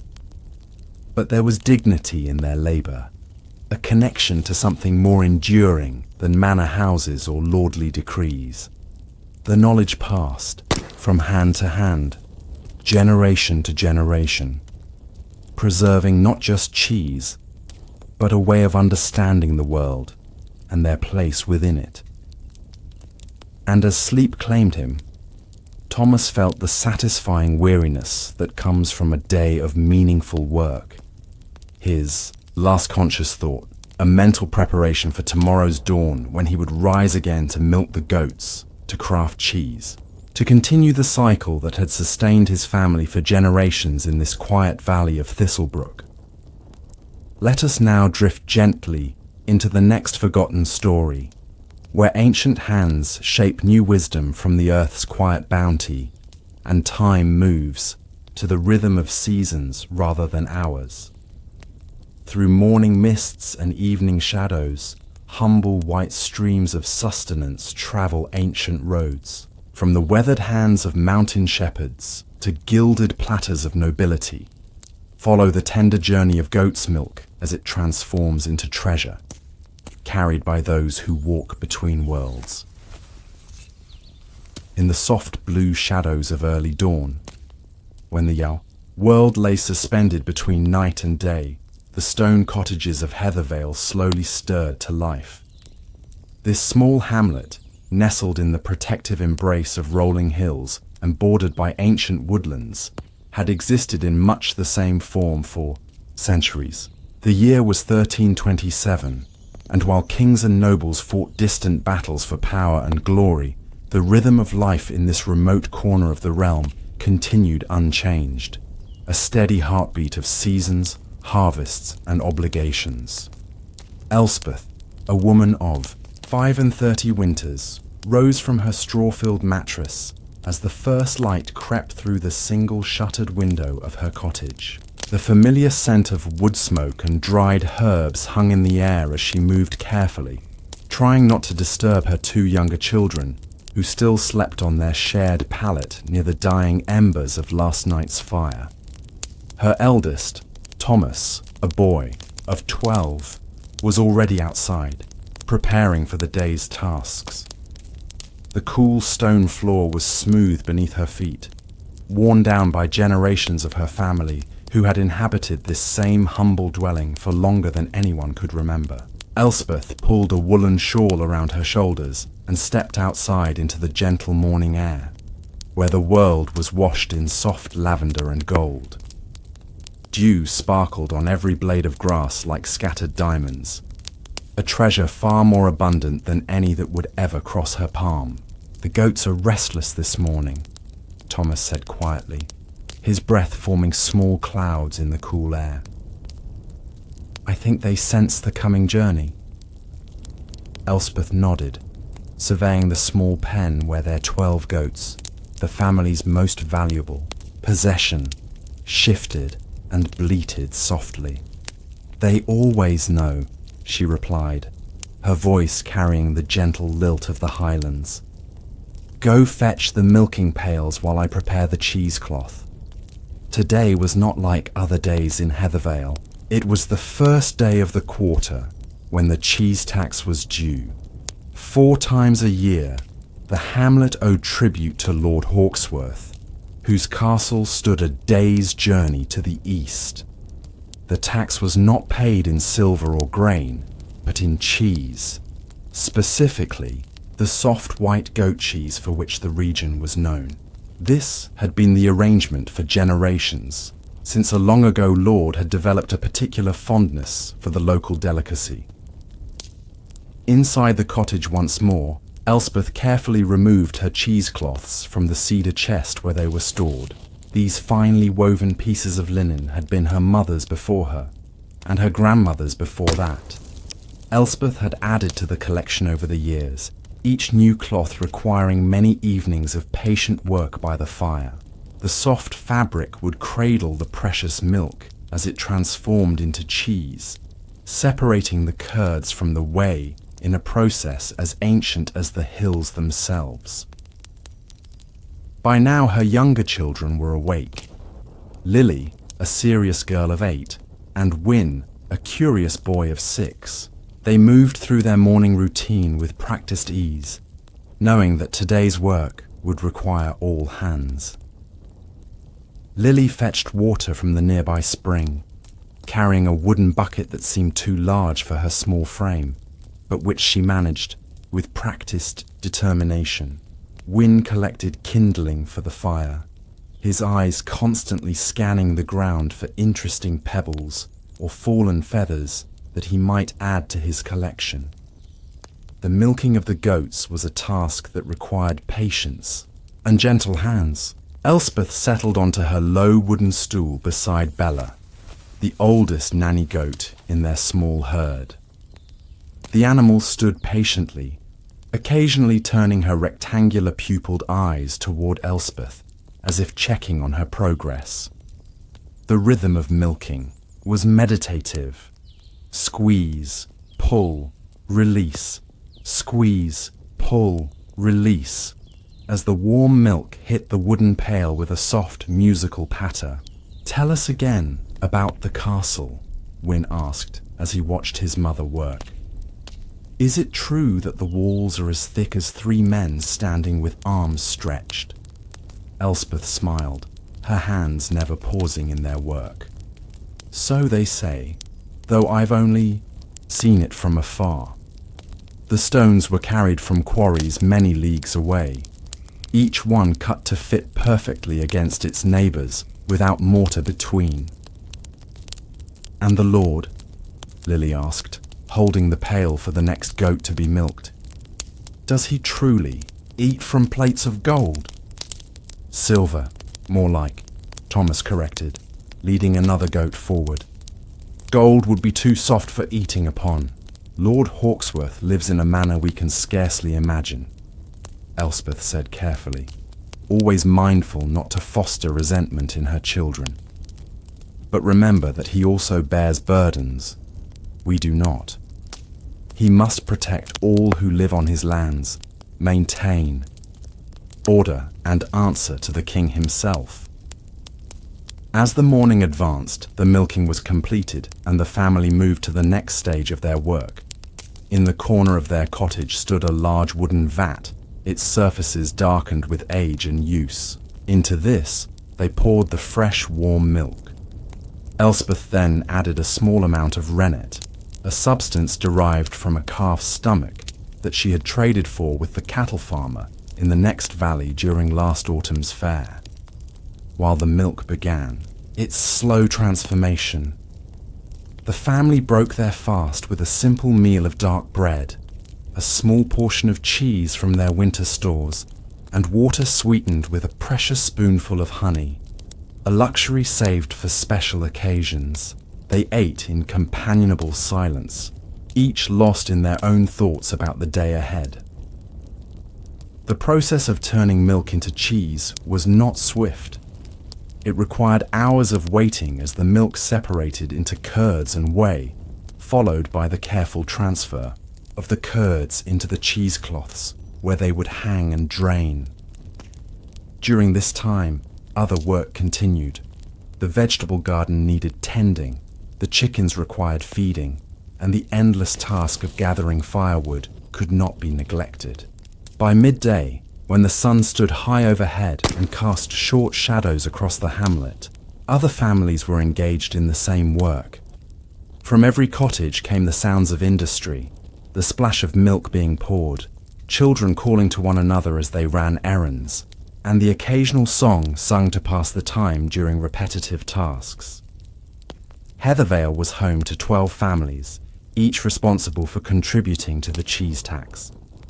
Together, they would produce enough to satisfy their obligation to Lord Hawkesworth, while retaining enough for their own needs. It was a delicate balance, especially in years when the grazing was poor or illness swept through the herds. As the afternoon wore on, the cheese began to take form, soft white mounds wrapped in cloth that would continue to drain overnight. Tomorrow, they would be carefully packed for the journey to the castle, carried by the designated cheese bearers, an honour that rotated among the hamlet's able-bodied men and women. This quarter, it was Thomas's first time to make the journey, accompanying Elspeth and 2 others from neighbouring families. "Will we see the Lord himself?" Thomas asked, as he helped his mother prepare the carrying baskets, lining them with fresh straw and clean linen. "It's unlikely," Elspeth replied. "The steward usually receives the tribute, but you'll see the castle close up, and perhaps even glimpse some of the knights or ladies." Thomas's eyes shone with excitement, poorly disguised as nonchalance. "I care not for such things," he said, though his quickened movements betrayed his anticipation. "I only wish to return quickly so I might help with the planting." Elspeth hid her smile. She remembered her own first journey to the castle decades ago, how she had trembled with a mixture of fear and wonder as the massive structure came into view, how the bustle and noise of the castle grounds had overwhelmed her senses after the quiet of Heathervale. As evening approached, neighbours began to gather in the central clearing of the hamlet. Tonight, as was tradition before the cheese journey, they would share a communal meal. Each family contributed what they could: rabbit stew, root vegetables, wild greens, and bread. At the centre of it all was cheese, for they were rightfully proud of their craft. Elder Willem, the oldest resident of Heathervale, raised his wooden cup in a toast. "To another quarter safely passed," he said, his voice wavering slightly with age, but still carrying across the assembled villagers. "May our tribute be well received, and may the next quarter bring gentle rains, healthy herds, and no unwelcome visitors." Everyone understood the deeper meaning of his words. No tax collectors demanding more than the agreed-upon cheese. No soldiers seeking conscripts for distant conflicts. No sickness spreading from town to town. After the meal, as twilight deepened into true darkness, the families dispersed to their homes. Tomorrow would begin early, with final preparations for the cheese and the selection of which goats might be taken along on the journey to provide fresh milk for the castle.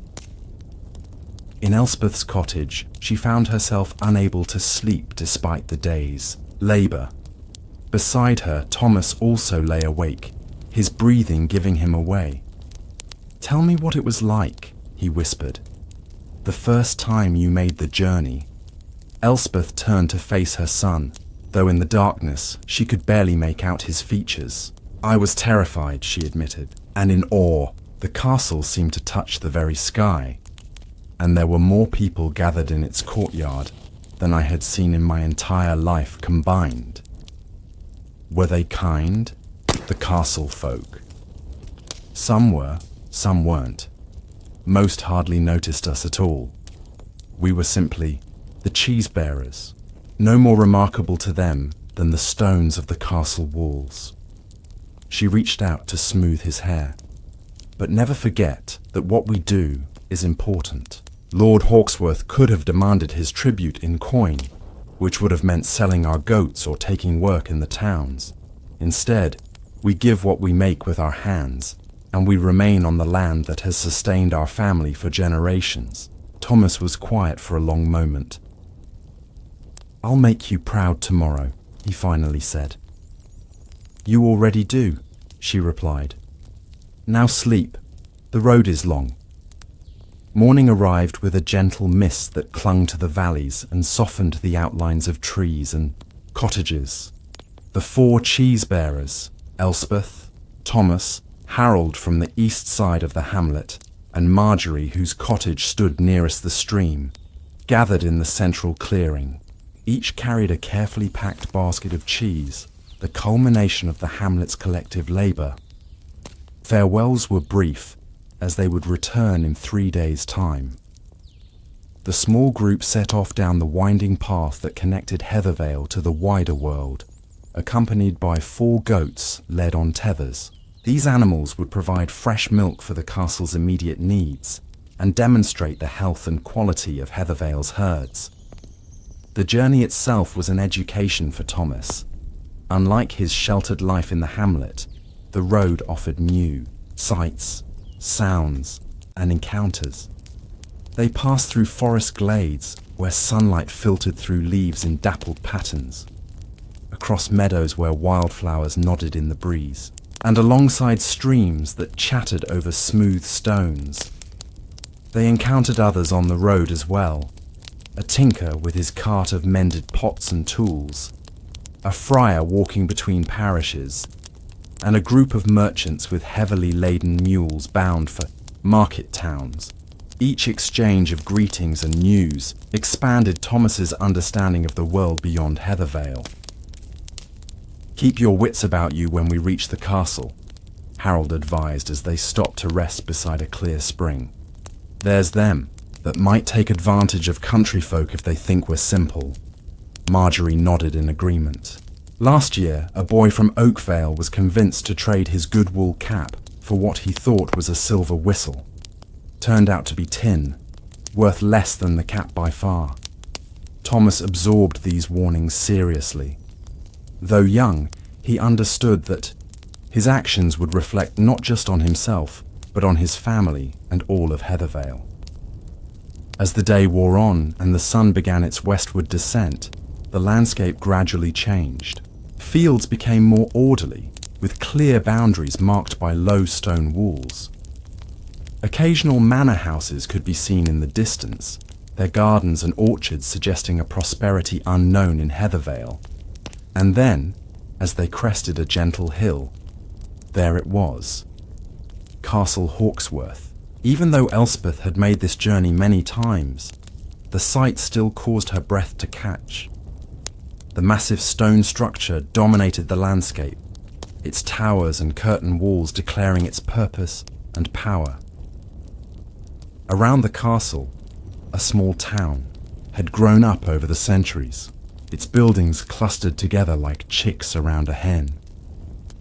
Thomas stopped in his tracks, his eyes wide. "It's bigger than I imagined," he whispered. "And older," Elspeth added. "Parts of it were built by the old kings before the conquest, or so they say." The approach to the castle took them through the town, where the streets were narrower and the noise and smells more intense than anything Thomas had experienced. People called out their wares, dogs barked, horses clattered on cobblestones, and the scents of tanning leather, fresh bread, and less pleasant odours mingled in the air. At the castle gate, they were stopped by guards in the blue and silver livery of House Hawksworth. "State your business," one demanded, though his tone suggested this was merely formality.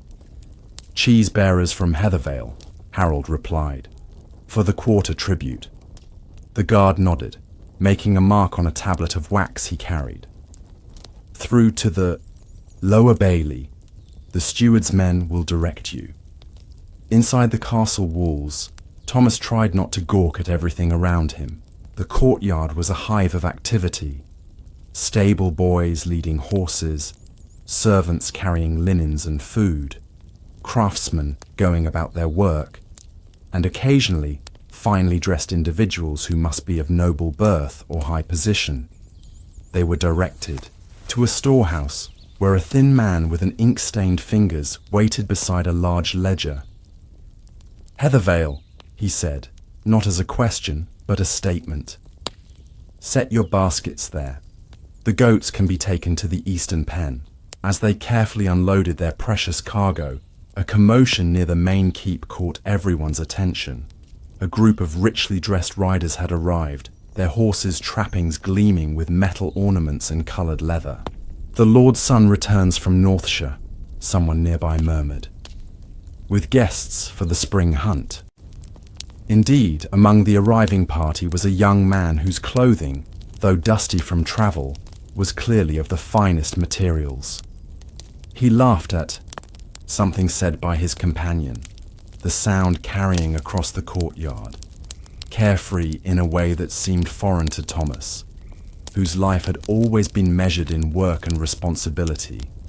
The clerk checking their tribute seemed unimpressed by the arrival. 4 wheels of soft cheese, 6 small rounds of aged, and 4 measures of fresh curds, he recited, examining their offerings. Plus 4 milking goats for the kitchen's use. He made marks in his ledger. "The tribute is accepted. You'll be given accommodation in the servants' hall for the night and may depart on the morrow." As simple as that, the transaction that had dominated their lives for the past weeks was complete. Their cheese would now make its way to the Lord's table, to be consumed without thought of the hands that had crafted it, or the lives that depended on its acceptance. They were shown to a long, low building where travellers and temporary servants were housed. Straw pallets lined the walls, and a central fire provided warmth and light. It was crowded but clean, and after the long journey, any place to rest was welcome. That evening, they were provided with a simple meal, better than what they might eat at home, with white bread instead of dark, and a portion of salted pork that was a rare luxury in Heathervale. Thomas ate slowly, savouring each bite and observing the others who shared the hall.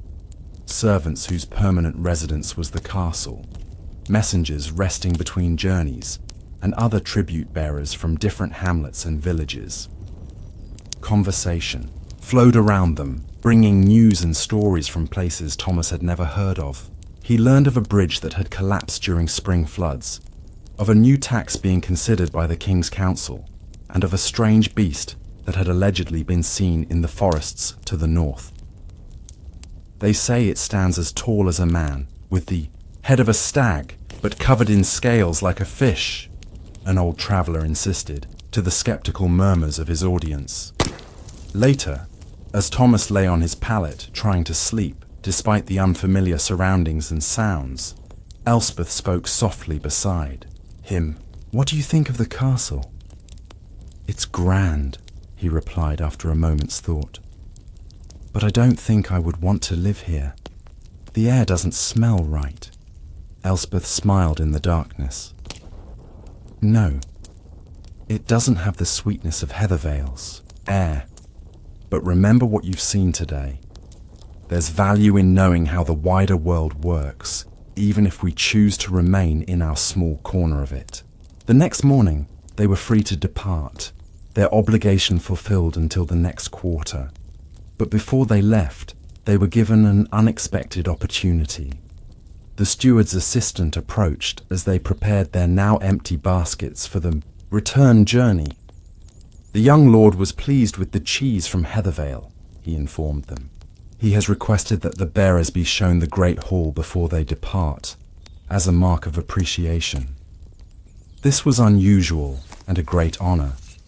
Typically, they would never see the interior of the keep itself. Led by a servant in Hawksworth livery, they entered through a side door and followed winding corridors until they reached the great hall, the heart of the castle and centre of its power. Thomas tried to absorb every detail. The hall was cavernous, with high vaulted ceilings from which hung banners displaying the Hawksworth falcon. Massive fireplaces at either end could roast entire oxen, and windows of actual glass, not oiled parchment like the wealthiest house in Heathervale, allowed light to stream in and illuminate the polished wooden tables and benches. At the far end, on a raised platform, stood the Lord's table, where their cheese would eventually be served alongside other delicacies from across the realm. Thomas tried to imagine the scene: the Lord and his family, their noble guests, the steward directing servants, musicians playing in the gallery above. "Your cheese will be served tonight," their guide explained. The young lord has developed a particular fondness for the soft variety with herbs. He specifically mentioned Heathervale's tribute as being superior this quarter. Elspeth inclined her head respectfully. "We are honoured by his notice." As they were led back out, Thomas caught sight of something that made him pause. A small door, partially concealed behind a tapestry, where a servant was emerging with an empty platter. In that brief glimpse beyond the door, he saw the kitchen, a realm of controlled chaos, with cooks shouting orders, apprentices rushing to obey, and a vast array of foods in various stages of preparation. It struck Thomas then that their cheese was but one small part of an immense operation.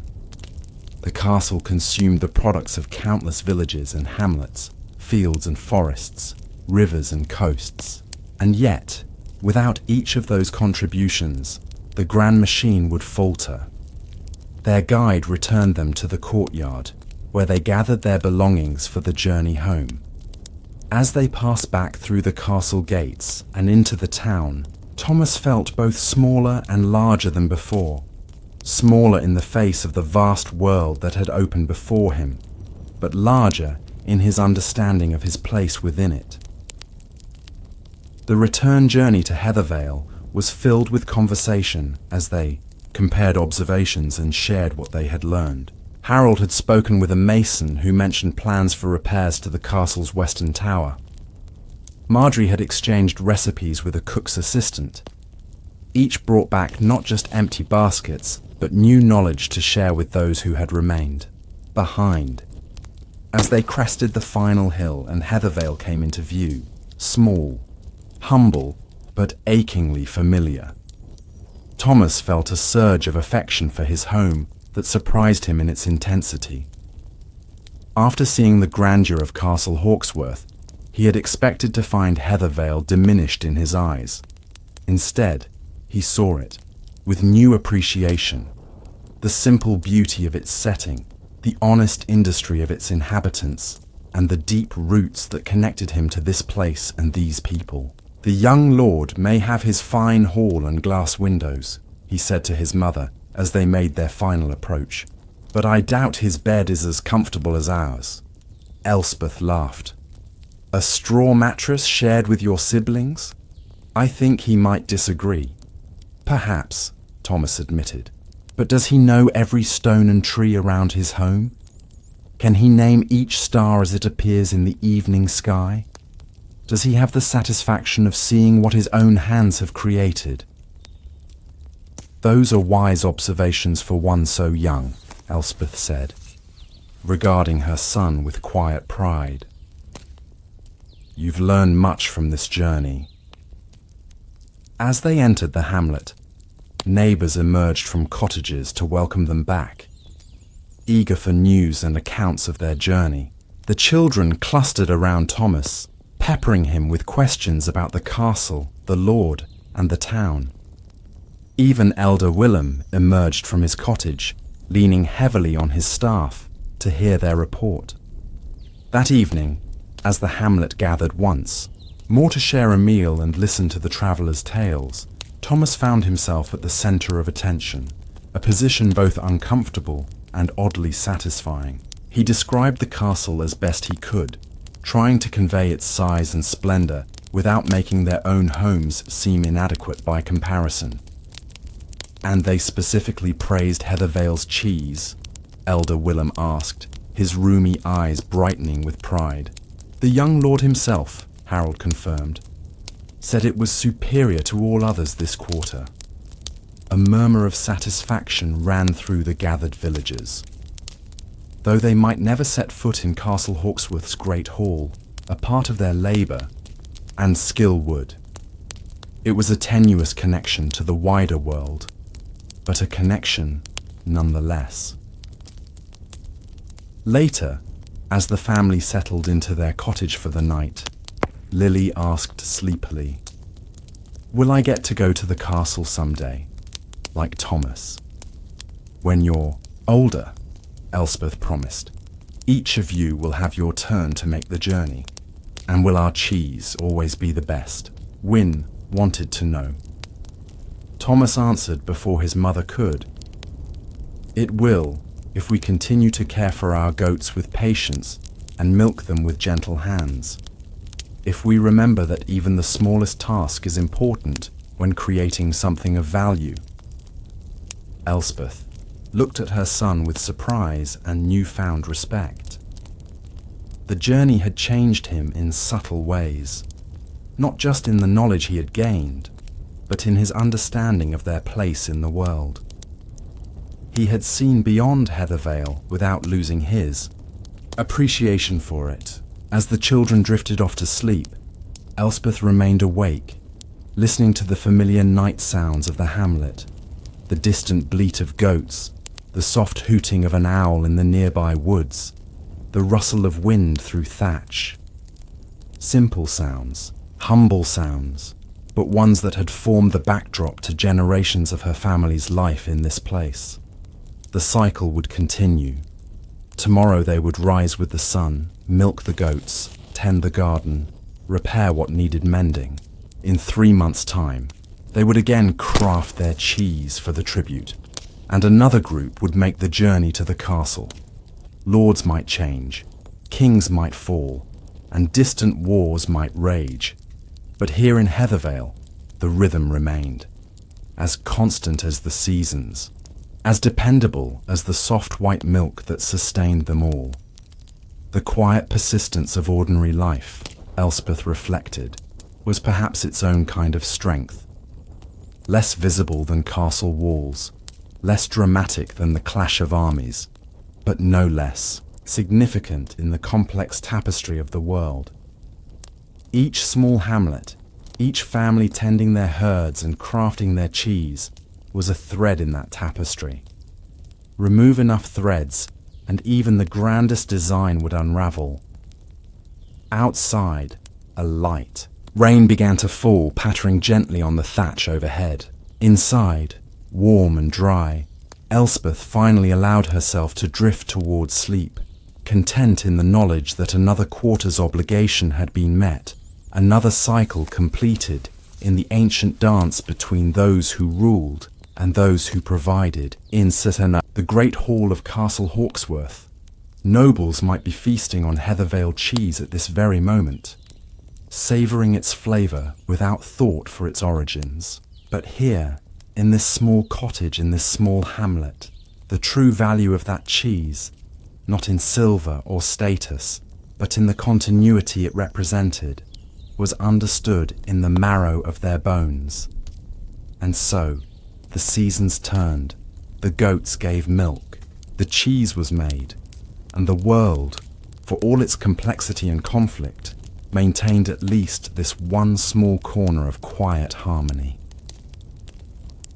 As the gentle tale of goat's milk and humble tribute fades into the soft darkness of memory, let another story rise from the ancient soil of forgotten times, a whisper of seasons long past, when hands worked wood and stone with patience, known only to those who measure time by the turning of stars. In valleys where moonlight bathes ancient stones, time flows like milk into pails of weathered wood. Here, beneath celestial guardians, goat herds move in rhythm with seasons long forgotten. Their hands tell stories of centuries, of tributes paid in wheels of cheese, of lords and peasants bound by the humble goat's gift. The valley of Monteverde rested in perfect stillness as the early autumn mist draped itself across the rolling hills like a gauzy veil. It was that gentle hour before dawn when even the roosters had not yet stirred, and the world seemed suspended between dreaming and waking. Within this tranquil realm, nestled among the foothills of mountains whose names had been whispered since time immemorial, lay the forgotten valley of the goat herds, a place where the ancient practice of paying tribute through cheese had continued uninterrupted for 8 centuries. Adeline, the village elder, whose silver hair had witnessed 68 rounds of seasons, awakened first as was her custom. Her weathered hands reached instinctively for the woolen shawl that hung beside her simple bed of straw and linen. The cool air carried the scent of wild thyme and the distant musk of the goat herds that dotted the hillsides like clouds fallen to earth. She moved with the practiced grace of someone who had performed the same morning ritual for decades, lighting a single tallow candle whose warm glow pushed back the darkness of her stone cottage. The tribute season was upon them once more. 4 times each year, when the moon reached its fullest splendor, the village would prepare their offering to the Lord of the Northern Hills, Lord Ambrose of Highcrest, whose family had held dominion over these lands since before anyone could remember. The tribute was not paid in gold or grain as in other regions, but in something far more precious to the people of this particular valley: cheese crafted from the milk of their beloved mountain goats. Adeline sipped water from an earthen cup, allowing the coolness to bring her fully into the waking world. Through her small window, she observed the stars beginning their retreat from the lightening sky. Today would be a day of preparation. The village would need to begin the process well before dawn on the morrow, when the young men and women would make their journey into the highest pastures, where the most prized goats grazed on herbs that grew nowhere else in the realm. Outside, the village began to stir.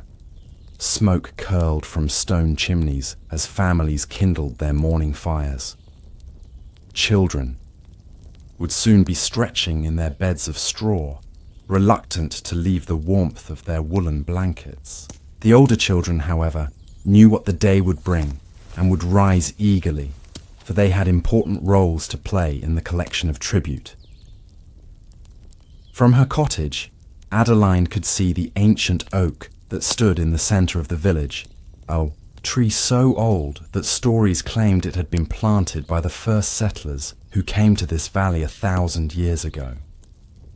Beneath its sprawling branches sat the weathered wooden table, where the village council would gather this evening to discuss the tribute preparations. It was at this same table that the distribution of tasks would be decided, as it had been for generations.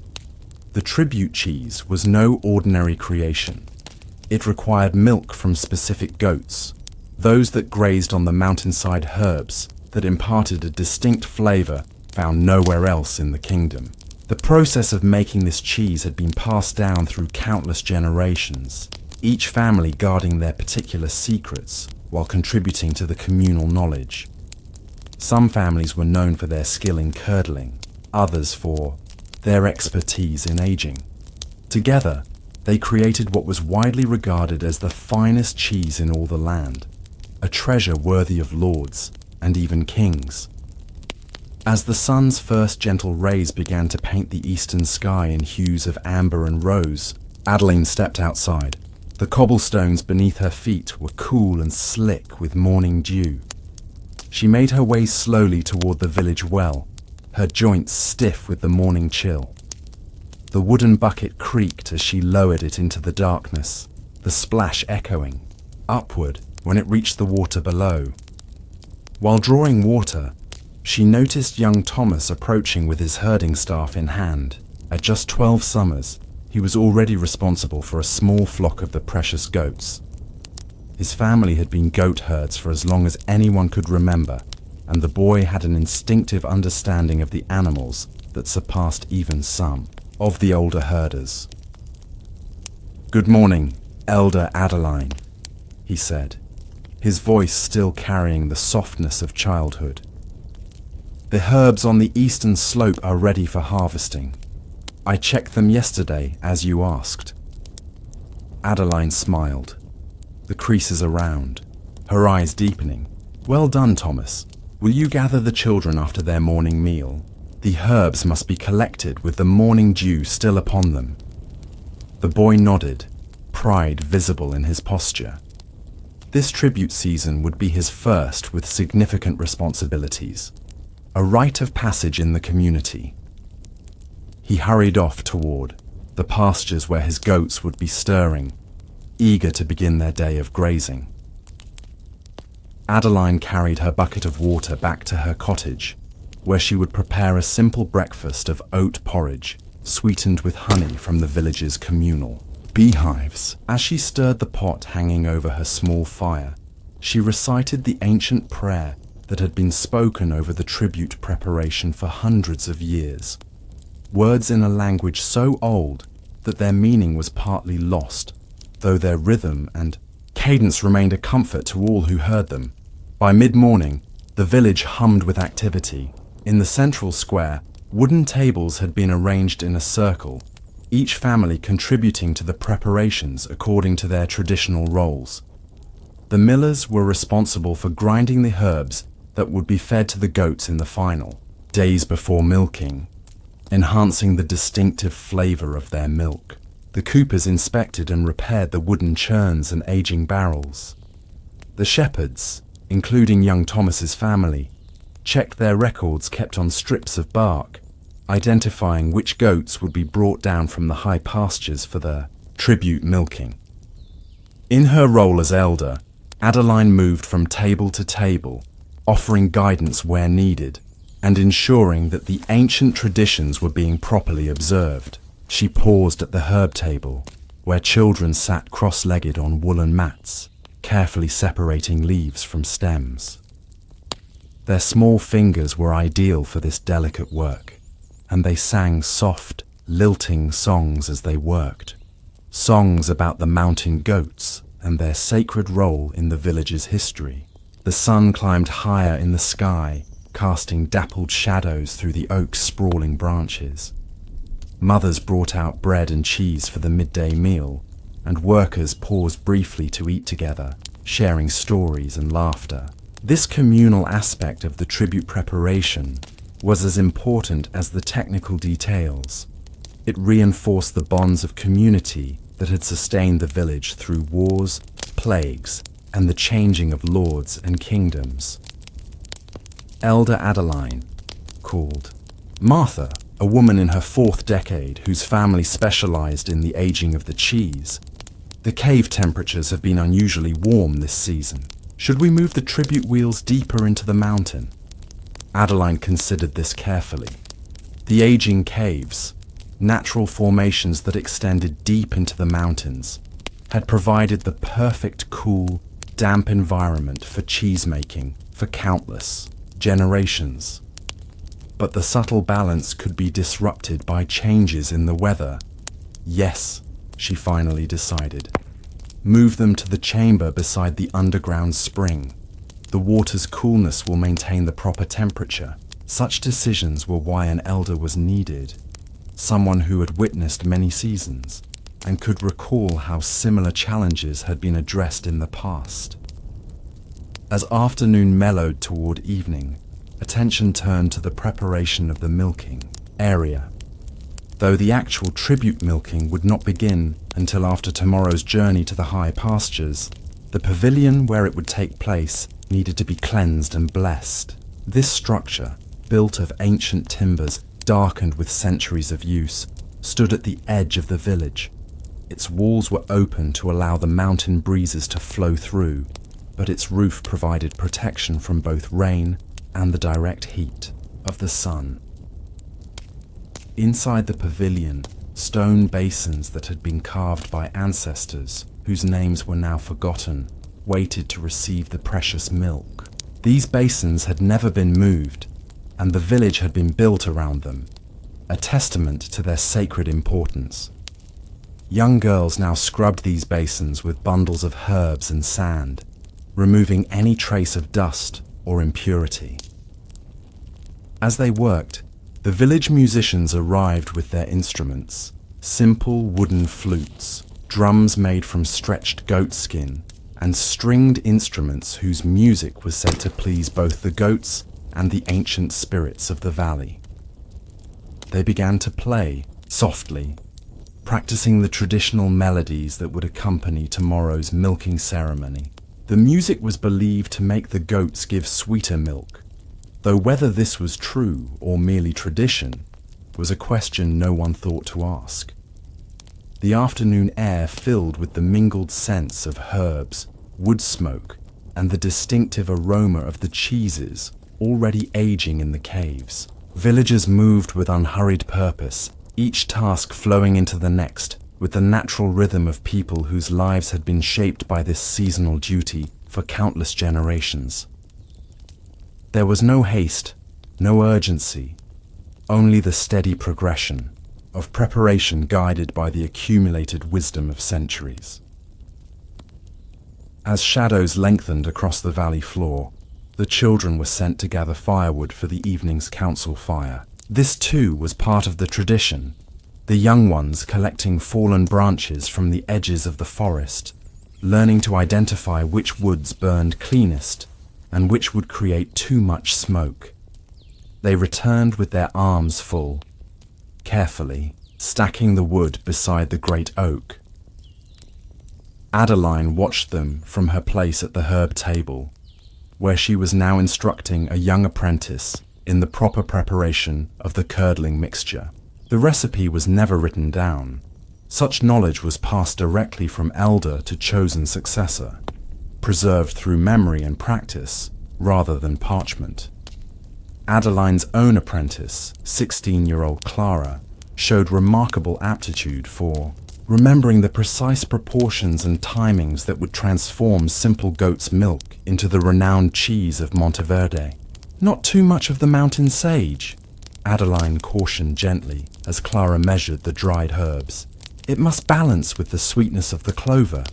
Remember, the Lord's table expects a flavor that whispers of our valley, not one that shouts. Clara nodded, adjusting her measurements with a seriousness that belied her youth. Like all children raised in the village, she understood the importance of the tribute. It was not merely a tax paid to their lord, but a demonstration of their worth and identity as a community. Their cheese was their pride, their history, and their security. As long as Lord Ambrose and his ancestors before him received these extraordinary cheeses, the village enjoyed protection and relative autonomy, a rare privilege in a world where peasants were often treated as little more than property. As the sun began its descent behind the western mountains, casting the valley in a golden glow, the elders gathered beneath the oak tree, 7 men and women, each representing one of the original families that had settled the valley, took their places at the ancient table. Adeline, as the most senior, sat at the head. Before them lay a map of the valley carved into a piece of wood so old its edges had been smoothed by countless hands over the centuries. This map showed the traditional grazing areas, the paths to the high pastures, and the sacred spaces where certain herbs grew in abundance. The council's discussion was unhurried and deliberate, spoken in low, measured tones that carried the weight of responsibility. They reviewed the readiness of each aspect of the tribute preparation, from the condition of the goat herds to the quality of the herbs harvested that morning. Reports were given about the weather signs, how the thickness of moss on the north side of trees suggested a mild autumn, how the height at which certain spiders built their webs indicated little rain in the coming weeks. All these observations informed decisions about when exactly to bring the herds down from the high pastures and how long to age the tribute cheese. As darkness fell completely, lanterns were lit and hung from the oak's lower branches, casting a warm, flickering light over the gathering. The rest of the village had completed their day's preparations and now joined the council, settling on benches and blankets spread upon the ground. Children, drowsy with the day's exertions, leaned against their parents, fighting sleep to hear the ancient stories that would now be told, tales of how their ancestors had first learned the art of cheese-making from mysterious mountain spirits, of how the tribute had once saved the village from destruction during a long-ago war, of how the distinctive flavor of their cheese had once enticed a queen to grant them special privileges that endured to this day. These stories, told and retold, through countless generations, wove the community together as surely as the wooden beams supported the roofs of their homes. Even the youngest children could recite portions of them, joining in at familiar passages, their voices mingling with those of grandparents who had heard the same tales in their own youth. After the storytelling came the assignment of roles for the following day's expedition. This was done with careful consideration of each person's abilities and experience. The strongest young men would carry the empty churns up to the high pastures, while those with the gentlest touch would be responsible. For the actual milking, the most sure-footed would lead the way along narrow mountain paths, while the most observant would watch for signs of predators or bad weather. Young Thomas, sitting with his parents, straightened with pride when he was assigned to help guide the specially selected goats down from their high mountain grazing grounds. It was an acknowledgement of his growing skill as a goat herd, a step toward full adult status in the community. As the assignments were completed, the village musician began a soft melody on his wooden flute. Others joined in with voice or instrument, and soon the gentle music filled the night air. This too was part of the tradition, music to please the spirits of the valley, to honor the goats, and to strengthen the community bonds before the important work of the tribute gathering. Adeline watched her people with quiet satisfaction. Despite the challenges they faced, the occasional harsh winter, the ever-present possibility of disease among the herds, the changing demands of lords and markets, the village endured.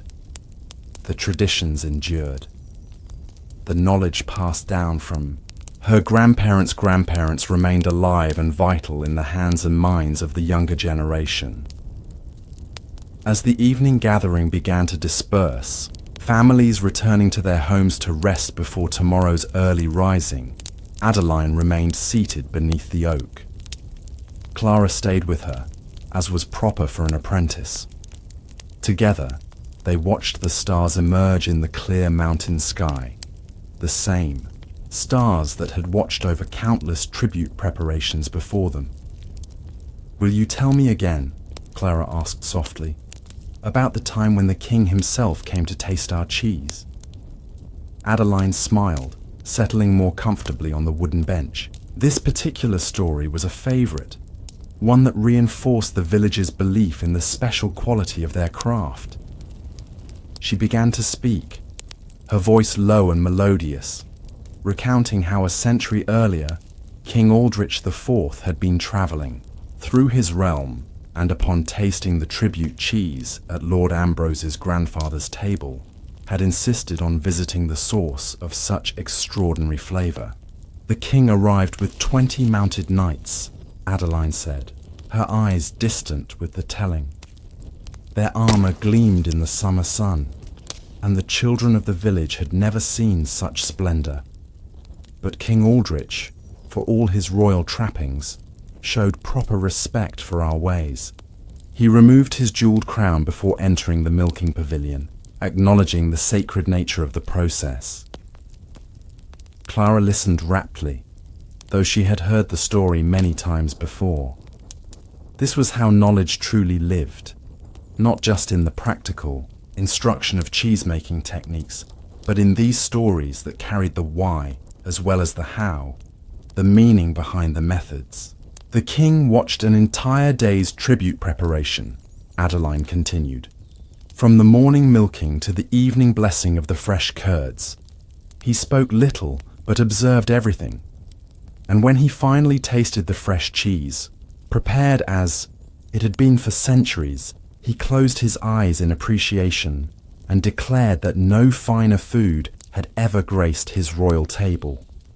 And that's why we don't pay taxes in coin," Clara added, completing the familiar tale. Adeline nodded. "Yes." The king decreed that our village's tribute would forever be paid in cheese, not gold or grain. He recognized that what we create here is worth more than metal from the earth. And so it has remained, through his reign and those of his descendants, down to our current king whom none of us have ever seen. They sat in companionable silence then, elder and apprentice, the weight of tradition settling comfortably around them like a well-worn cloak. Above them, the moon had risen, nearly full. By tomorrow night, it would reach its perfect roundness, the traditional time for the tribute collection. Its silver light illuminated the sleeping village, the distant pastures, and the high mountain, peaks where the most valued goats grazed on rare herbs. Eventually, Adeline rose, her joints stiff from sitting. "Come," she said to Clara. "Tomorrow begins before dawn. We should rest while we can."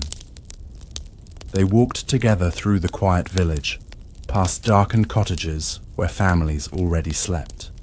A dog barked once in the distance, and then fell silent. From the forest's edge came the soft hooting of an owl. The night was peaceful, the valley secure in its ancient rhythms. At the door to her cottage, Adeline paused, looking once more at the moon. "The weather will hold," she said with quiet confidence. "The tribute journey will be blessed with clear skies." This too was part of her role, to read the signs of nature, to offer assurance that the ancient patterns remained intact. Inside her simple home, Adeline prepared for sleep. She banked the embers of her fire, ensuring they would last until morning, then changed into her nightclothes, a simple linen shift worn soft with washing.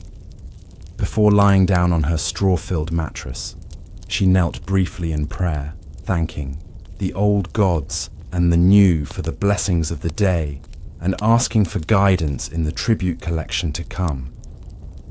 Sleep came quickly to her, as it usually did. Her dreams, as they often were during tribute season, were filled with images of goats moving across mountainsides, of cheese wheels aging in cool caves, of generations long past performing these same rituals under the same moon. In her dreams, time folded upon itself, and she was simultaneously the young apprentice learning the sacred techniques and the elder passing them on, part of an unbroken chain stretching back into the misty origins of their community.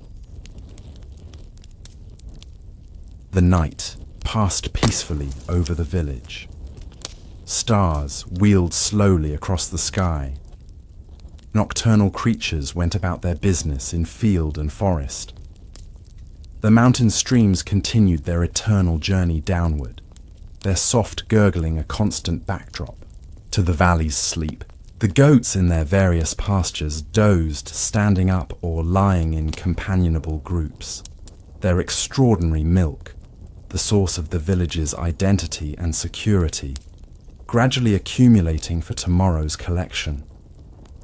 Well before dawn, while stars still dominated the sky, the village began to stir once more. This awakening was different from the day before, quieter, more purposeful. Those chosen for the journey to the high pastures rose and dressed without speaking, eating simple meals prepared the previous evening. No fires were lit, no conversations held. According to tradition, the journey began in silence, honoring the stillness of the mountains and the mystery of the cheese-making art. Adeline, despite her age, would make the journey as she had every tribute season for more than 50 years.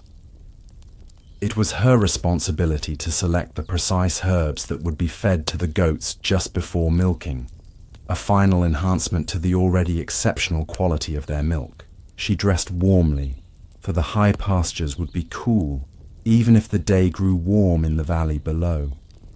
Over her shoulders, she placed a woven satchel containing small cloth bags for collecting the herbs. The chosen villagers gathered at the eastern edge of the settlement, 24 people ranging in age from young Thomas at 12 to Adeline with her 68 years. Without speaking, they formed a line according to tradition, elders at the front, followed by the master herders, then the milkers, and finally the strong young people who would carry the filled churns back down the mountain. Young Thomas, as the youngest participant, carried a staff topped with dried herbs and flowers, a symbol of the village's connection to the mountain pastures. With a nod from Adeline, they began their ascent, just as the eastern sky showed the first faint lightening of approaching dawn. The path was ancient, worn into the mountainside by countless feet over centuries. It switchbacked up the increasingly steep slope, passing through groves of pine and fir whose fragrance filled the cool morning air. The only sounds were the soft footfalls of the climbers and the occasional call of an early waking bird. As they climbed higher, the forest thinned, giving way to rocky outcroppings and small meadows filled with wildflowers. The air grew noticeably cooler and carried the distinctive scent that only existed in these high places, a blend of rare herbs, mineral-rich soil, and the pure emptiness of altitude. It was this unique environment that gave the tribute cheese its irreplaceable flavor, a taste that spoke of mountains and ancient knowledge. The silence of the climb was not a burden, but a meditation. Each person focused on the rhythm of breathing, the careful placement of feet on the familiar path, the gradual revealing of the landscape as they ascended. This mindfulness was another aspect of the tribute tradition, a reminder that the creation of something extraordinary required complete attention, a setting aside of distraction. After 2 hours of steady climbing, they reached the first milestone, a large flat rock jutting from the mountainside. Here, tradition allowed them to break their silence briefly, to drink from water skins and share a small portion of bread. The eastern horizon was now ablaze with the rising sun, casting long shadows across the valley below. From this height, they could see the entire village, smoke now rising from morning cookfires, and beyond it the patchwork of fields and forests that made up their known world. "The day blesses us with clear skies," Adeline said quietly, speaking the traditional words that officially began the tribute collection. The others murmured in response, acknowledging the favorable weather as a good omen. They resumed their climb, the path now steeper and narrower. Young Thomas kept pace admirably, his eyes bright with the adventure of it all. For him, this journey was still new enough to be exciting, though he maintained the proper solemnity required by tradition. Adeline, watching him from the corner of her eye, saw in him the future of their community, the continuation of knowledge and respect that would preserve their way of life long after she had joined her ancestors. The high pastures, when they finally reached them near mid-morning, seemed to exist in a world apart from the valley below. Here, above the tree line, rolling meadows stretched between rocky outcroppings. Wildflowers in purples, yellows, and whites dotted the landscape, their blooms turned toward the sun. And moving among them were the goats, smaller than their lowland cousins, but with thicker coats against the mountain chill, their curved horns gleaming in the sunlight. These were the sacred herds, kept apart from the ordinary goats that provided daily milk for the village. They grazed only on the rare mountain herbs, drank only from springs that emerged directly from the heart of the mountain, and were tended by herders who lived here throughout the summer months in simple stone shelters. Their milk was reserved exclusively for the tribute cheese, never mixed with that of the valley goats. The mountain herders emerged from their shelters as the village party approached. These men and women had a weathered, quiet demeanor born of months spent in the high solitude. They greeted the visitors with formal bows, no words needed between them. Their role in the tribute was essential but largely complete. they had nurtured the sacred herds through the summer months, ensuring they fed only on the proper plants and were kept safe from predators and storms. Now began the careful selection process. Adeline, assisted by the most experienced herders from both mountain and valley, moved among the goats. They examined each animal, checking the clarity of eyes, the condition of coat, the way each moved across the uneven ground. From a herd of over 100, they would select the 30 whose milk would be used for this season's tribute. This selection was not random, but based on ancient criteria passed down through generations of goat herds. The chosen animals must be in perfect health, neither too young nor too old, and showing the specific characteristics that indicated their milk would have the ideal balance of cream content and flavor. Some goats were chosen every tribute season, their proven quality making them essential to the process. Others were selected for the first time, introducing subtle variations to the cheese's character while maintaining its essential nature. While the selection continued, others in the party began their assigned tasks. The herb gatherers, led by Clara, spread out across the high meadows with their baskets and small knives. They harvested specific plants in specific quantities: mountain thyme with its intense fragrance, a rare mint that grew only above a certain altitude, flowers whose nectar would add complexity to the milk's flavor. These herbs would be fed to the selected goats just before milking, a final refinement to the already exceptional quality of their milk. Near a clear mountain stream, other village members prepared the milking area. Though not as formal as the pavilion in the village, this space too had its traditions. Flat stones were arranged in a specific pattern, cleaned with water from the stream, and rubbed with bundles of fragrant herbs. The milking stools, small, three-legged seats carved from a single piece of wood and carried up the mountain for this purpose, were placed at precise intervals.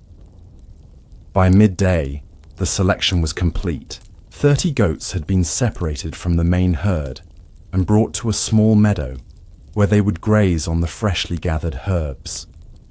The mountain air was filled with the mingled scents of crushed plants, clean stone, and the distinctive musk of the goats themselves. The sun had reached its zenith, bathing the high pasture in clear, golden light. Now came a period of waiting. According to tradition, the selected goats must feed on the special herbs for at least 3 hours before milking. This time allowed the plant's essential oils and flavors to infuse the milk, creating the complex taste profile for which the tribute cheese was renowned. During this waiting period, the villagers and mountain herders shared a simple meal of bread, dried fruit, and cheese from previous batches, not the tribute quality, but still excellent by any standard. As they ate, seated on the soft meadow grass, the formal silence of the morning journey gave way to quiet conversation. The mountain herders shared observations about the summer just past, how the early rains had encouraged exceptional growth of certain valued herbs, how a family of eagles had nested on the eastern cliffs, how the stars had seemed unusually bright during the harvest moon. Young Thomas, his initial awe of the high pastures now mellowing into comfortable appreciation, listened raptly to these stories. The mountain herders were legendary figures in village culture. Men and women who chose solitude and simplicity for months at a time, communing with the sacred goats and the eternal mountains. Their knowledge of weather signs, plant properties, and animal behavior was unmatched, and their quiet strength was evident in every weathered feature and deliberate movement. As the afternoon progressed, attention turned to preparations for the milking ceremony. The specially crafted wooden buckets, made without metal parts that might affect the milk's flavor, were unwrapped from their protective cloths and placed beside each milking stool. Small bags of salt, used to clean the hands before milking, were distributed to those who would draw the milk. The musicians who had made the journey began to softly tune their instruments. The music was an essential part of the process, believed to soothe the goats and encourage the generous giving of their milk. Adeline supervised all of this with quiet authority, her presence ensuring that each detail of the ancient ritual was properly observed. Though some of the younger villagers might not understand the reason behind every tradition, she knew that each element had its purpose, refined over centuries of practice. The specific arrangement of the milking stones, the exact composition of the herbal feed, the timing of the process in relation to the moon's phases, all these details mattered in ways that science might not explain but experience had proven true. As the appointed hour approached, the milkers purified themselves by washing with water from the mountain stream, then rubbing their hands with the fragrant salt to remove any lingering scents that might taint the milk. They dressed in clean linen garments brought specifically for this purpose, and tied back their hair with strips of undyed wool. Their movements became more deliberate, their voices hushed. The tribute milking was not merely a practical task, but a sacred duty, a connection to ancestors and traditions that defined their community. The musicians took their positions in a semicircle around the milking area and began to play the ancient melody that had accompanied this ceremony for countless generations. The tune was simple yet haunting, played on wooden flutes, skin drums, and a single-stringed instrument whose mournful voice seemed to echo off the surrounding peaks. As the music filled the mountain air, the herders gently guided the selected goats to the milking area. Each animal was brought to a specific stone and attended by a specific milker. Partnerships determined by both practical consideration of the milker's skill and by traditional associations between certain family lines and certain goat bloodlines. Some said that the most exceptional cheese came from goats and humans whose ancestors had worked together for generations, a belief that Adeline neither encouraged nor discouraged. Tradition had its own wisdom, often beyond rational explanation. The milking itself proceeded with reverent slowness. Unlike the daily milking in the village, where efficiency was valued, this ceremony emphasized care and connection. The milkers spoke softly to their goats, stroking their flanks and necks, before beginning the actual collection of milk. The animals, accustomed to human touch and soothed by the familiar music, stood patiently as nimble fingers extracted their precious gift. The milk that flowed into the wooden buckets was noticeably different from ordinary goat's milk, richer in color, with a subtle fragrance that spoke of the rare mountain herbs. Each bucket was filled to a precise level, no more and no less, according to measurements established in times beyond memory. As each milker completed their task, they covered their bucket with a clean cloth and carried it carefully to where Adeline waited beside the large wooden churns that would transport the milk down the mountain. The elder examined each offering before allowing it to be poured into the communal containers. Her experienced eye could detect any irregularity in color or consistency, any sign that might indicate the milk was less than perfect for the tribute cheese. It was rare for her to reject any portion. The selection of both goats and milkers had been too careful for frequent errors, but the possibility remained, and all knew that her standards were absolute. The tribute allowed no compromise. As the collection proceeded, the light began to shift, the sun moving toward the western mountains. Long shadows stretched across the high meadows, and the temperature dropped perceptibly. The milking was timed to conclude before true evening fell, another traditional requirement whose practical purpose, ensuring safe descent, was enhanced by symbolic meaning, returning to the valley with the day's light as the milk returned to its place of transformation. When the last of the selected goats had been milked, and the last bucket of milk approved and added to the churns, Adeline raised her hand for silence. The musicians ended their melody on a sustained note that seemed to linger in the clear mountain air. All those present formed a circle around the now filled churns, their faces solemn in the golden light of late afternoon. "We give thanks," Adeline said, her voice carrying easily in the perfect stillness that had fallen over the gathering, "to the mountains that nurture the herbs, to the springs that provide the water, to the goats that offer their milk, and to the ancestors who taught us the sacred craft of transformation. May this tribute bring continued blessing to our valley and honor to our community." The others repeated the final phrase in unison: continued blessing and honor. Then each person, beginning with the youngest, Thomas, and ending with the eldest, Adeline, stepped forward to place a small sprig of mountain herb atop one of the covered churns, a final blessing for the journey down the mountainside. With this ceremony complete, preparations began for the descent. The full churns were carefully secured to carrying frames that would distribute their weight across the bearer's shoulders. These frames, crafted from flexible young wood and padded with wool, allowed the precious milk to be transported without excessive jostling that might begin the separation process too early. The descent would be more challenging than the ascent had been. Not only was the path steep and increasingly shadowed as evening approached, but now they carried their valuable cargo. The order of the procession changed. The strongest bearers now led the way, with the elders following and the herders bringing up the rear. Young Thomas, no longer carrying the ceremonial staff, which remained on the mountain until the next tribute season, walked beside Adeline, his energy helping to sustain her on the demanding journey.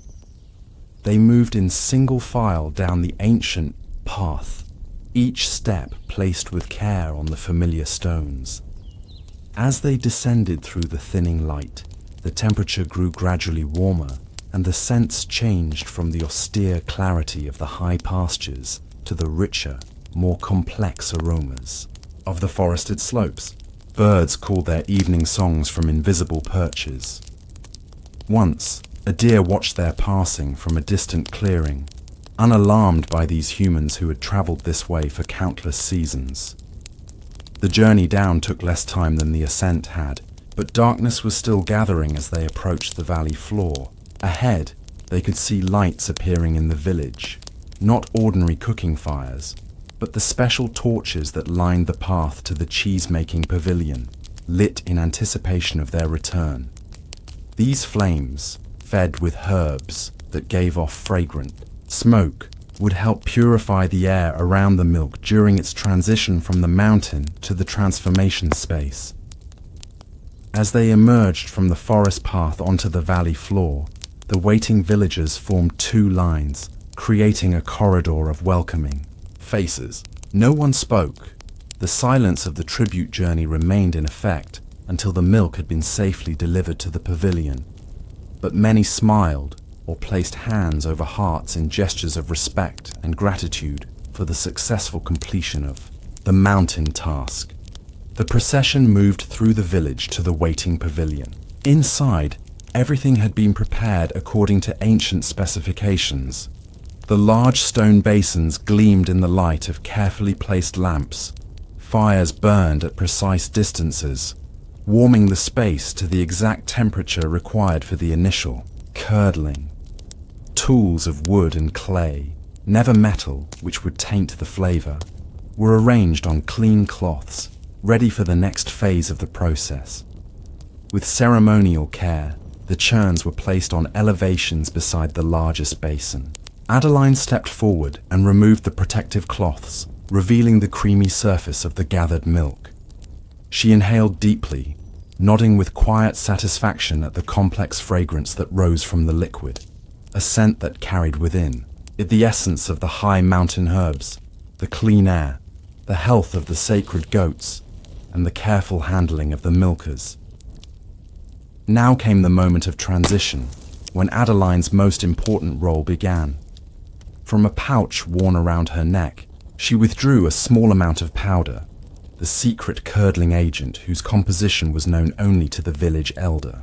This powder, created according to a formula passed down through countless generations, would begin the transformation of milk into the extraordinary cheese that was the village's tribute and identity. With precise movements, she sprinkled the powder over the surface of the milk in each churn, then stirred it with a specially carved wooden implement, moving in the pattern that tradition demanded: 3 circles clockwise, 3 counterclockwise, then a figure 8 that symbolized the eternal cycle of giving and receiving. As she worked, she recited in a low voice the ancient words that accompanied this moment, a mixture of prayer and practical instruction whose original language had been partially lost to time. The gathered villagers watched in respectful silence. Many had witnessed this ceremony dozens of times throughout their lives, yet its solemnity never diminished. In this moment, they were connected not only to each other, but to all who had performed these same actions in years long past, and all who would continue them in years yet to come. The tribute was their continuity, their identity, their place in the turning of time. As Adeline completed the final stir, she stepped back and nodded to the waiting cheesemasters. Now the more practical work would begin, the careful monitoring of the curdling process, the separation of solids from whey, the initial pressing into forms, and eventually the transfer to the aging caves where the wheels would develop their full flavor over the coming months. This process would continue through the night and into the next day, with different villagers taking responsibility for different phases according to their family traditions and personal skills. With her essential role complete, Adeline finally allowed herself to feel the weariness of the long day. The journey to the high pastures was increasingly difficult for her aging body, though she would never admit this aloud. Young Thomas, seeing her fatigue, quietly offered his arm for support as they left the pavilion and walked toward her cottage. "You did well today," she told him as they moved through the evening darkened village. "Your first tribute journey was honorable." The boy straightened with pride at this rare praise. "Will the cheese be good?" he asked, his voice hushed in the still night air. Adeline smiled, looking up at the now fully risen moon, whose silver light bathed the valley in gentle radiance. "It will be exceptional," she said with quiet certainty. The signs were all favorable: the clarity of the day, the strength of the herbs, the calmness of the goats. "Lord Ambrose will be pleased with our offering." They had reached her cottage, where a small fire had been lit by thoughtful neighbors. The simple room welcomed her with familiar comfort: the well-worn furniture, the hanging bundles of dried herbs, the shelves of clay pots containing her various remedies and preparations. Thomas helped her to her chair, and then, with the innate courtesy that marked him as a promising member of the community, asked if she needed anything more before he returned to his own family. Adeline assured him she had everything she required and thanked him for his assistance. After he had gone, she sat before her small fire, allowing its warmth to ease the ache in her bones. Above the soft crackling of the flames, she could hear the distant sounds of activity from the cheese-making pavilion, the low voices of those working through the night, the occasional soft clatter of wooden tools against stone basins, the ceremonial songs that accompanied certain phases of the process. Her mind drifted back through the tributes of previous years, the subtle variations in the cheese from season to season, the gradual refinements in technique that had been incorporated while maintaining the essential traditions. She thought of her own apprenticeship long ago, learning from Elder Matthias, whose hands had been gnarled with age, but still perfectly precise in the measurement of herbs and the testing of curds. She thought of Clara, who would someday stand in her place, sprinkling the secret powder over milk from the sacred goats, continuing the unbroken chain of knowledge. There was comfort in this continuity, in knowing that long after she had joined her ancestors, the village would still gather beneath the oak tree to plan the tribute preparation. Young herders would still climb to the high pastures with reverent steps, and the Lord's table would still receive wheels of exceptional cheese whose flavor spoke of this specific valley, these specific mountains, this specific community with its ancient skills and quiet pride. As she prepared for sleep, changing into her nightclothes and banking the fire to last until morning, Adeline offered a final prayer of gratitude for another successful tribute gathering. Tomorrow would bring its own tasks, supervising the pressing of the cheese, examining the forms for any imperfections, beginning preparations for the journey to Lord Ambrose's castle when the first wheels had sufficiently aged. But for now, she could rest, secure in the knowledge that the day's work had been well done according to the ways of their ancestors. Outside her window, the moon reached its perfect fullness, blessing the valley with silver light as it had done on countless tribute nights before, and would do on countless tribute nights to come. The eternal cycle continued, the ancient rhythms persisted, and the village of Monteverde remained what it had always been, a place of special knowledge, ancestral wisdom, and extraordinary cheese that was its gift to the wider world and the source of its enduring identity. Thank you for joining me on this enchanting journey through medieval times.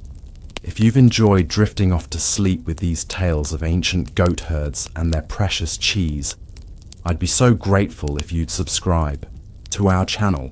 Your support helps these forgotten stories continue to be told, night after night, creating a bridge between our modern world and the gentle wisdom of the past.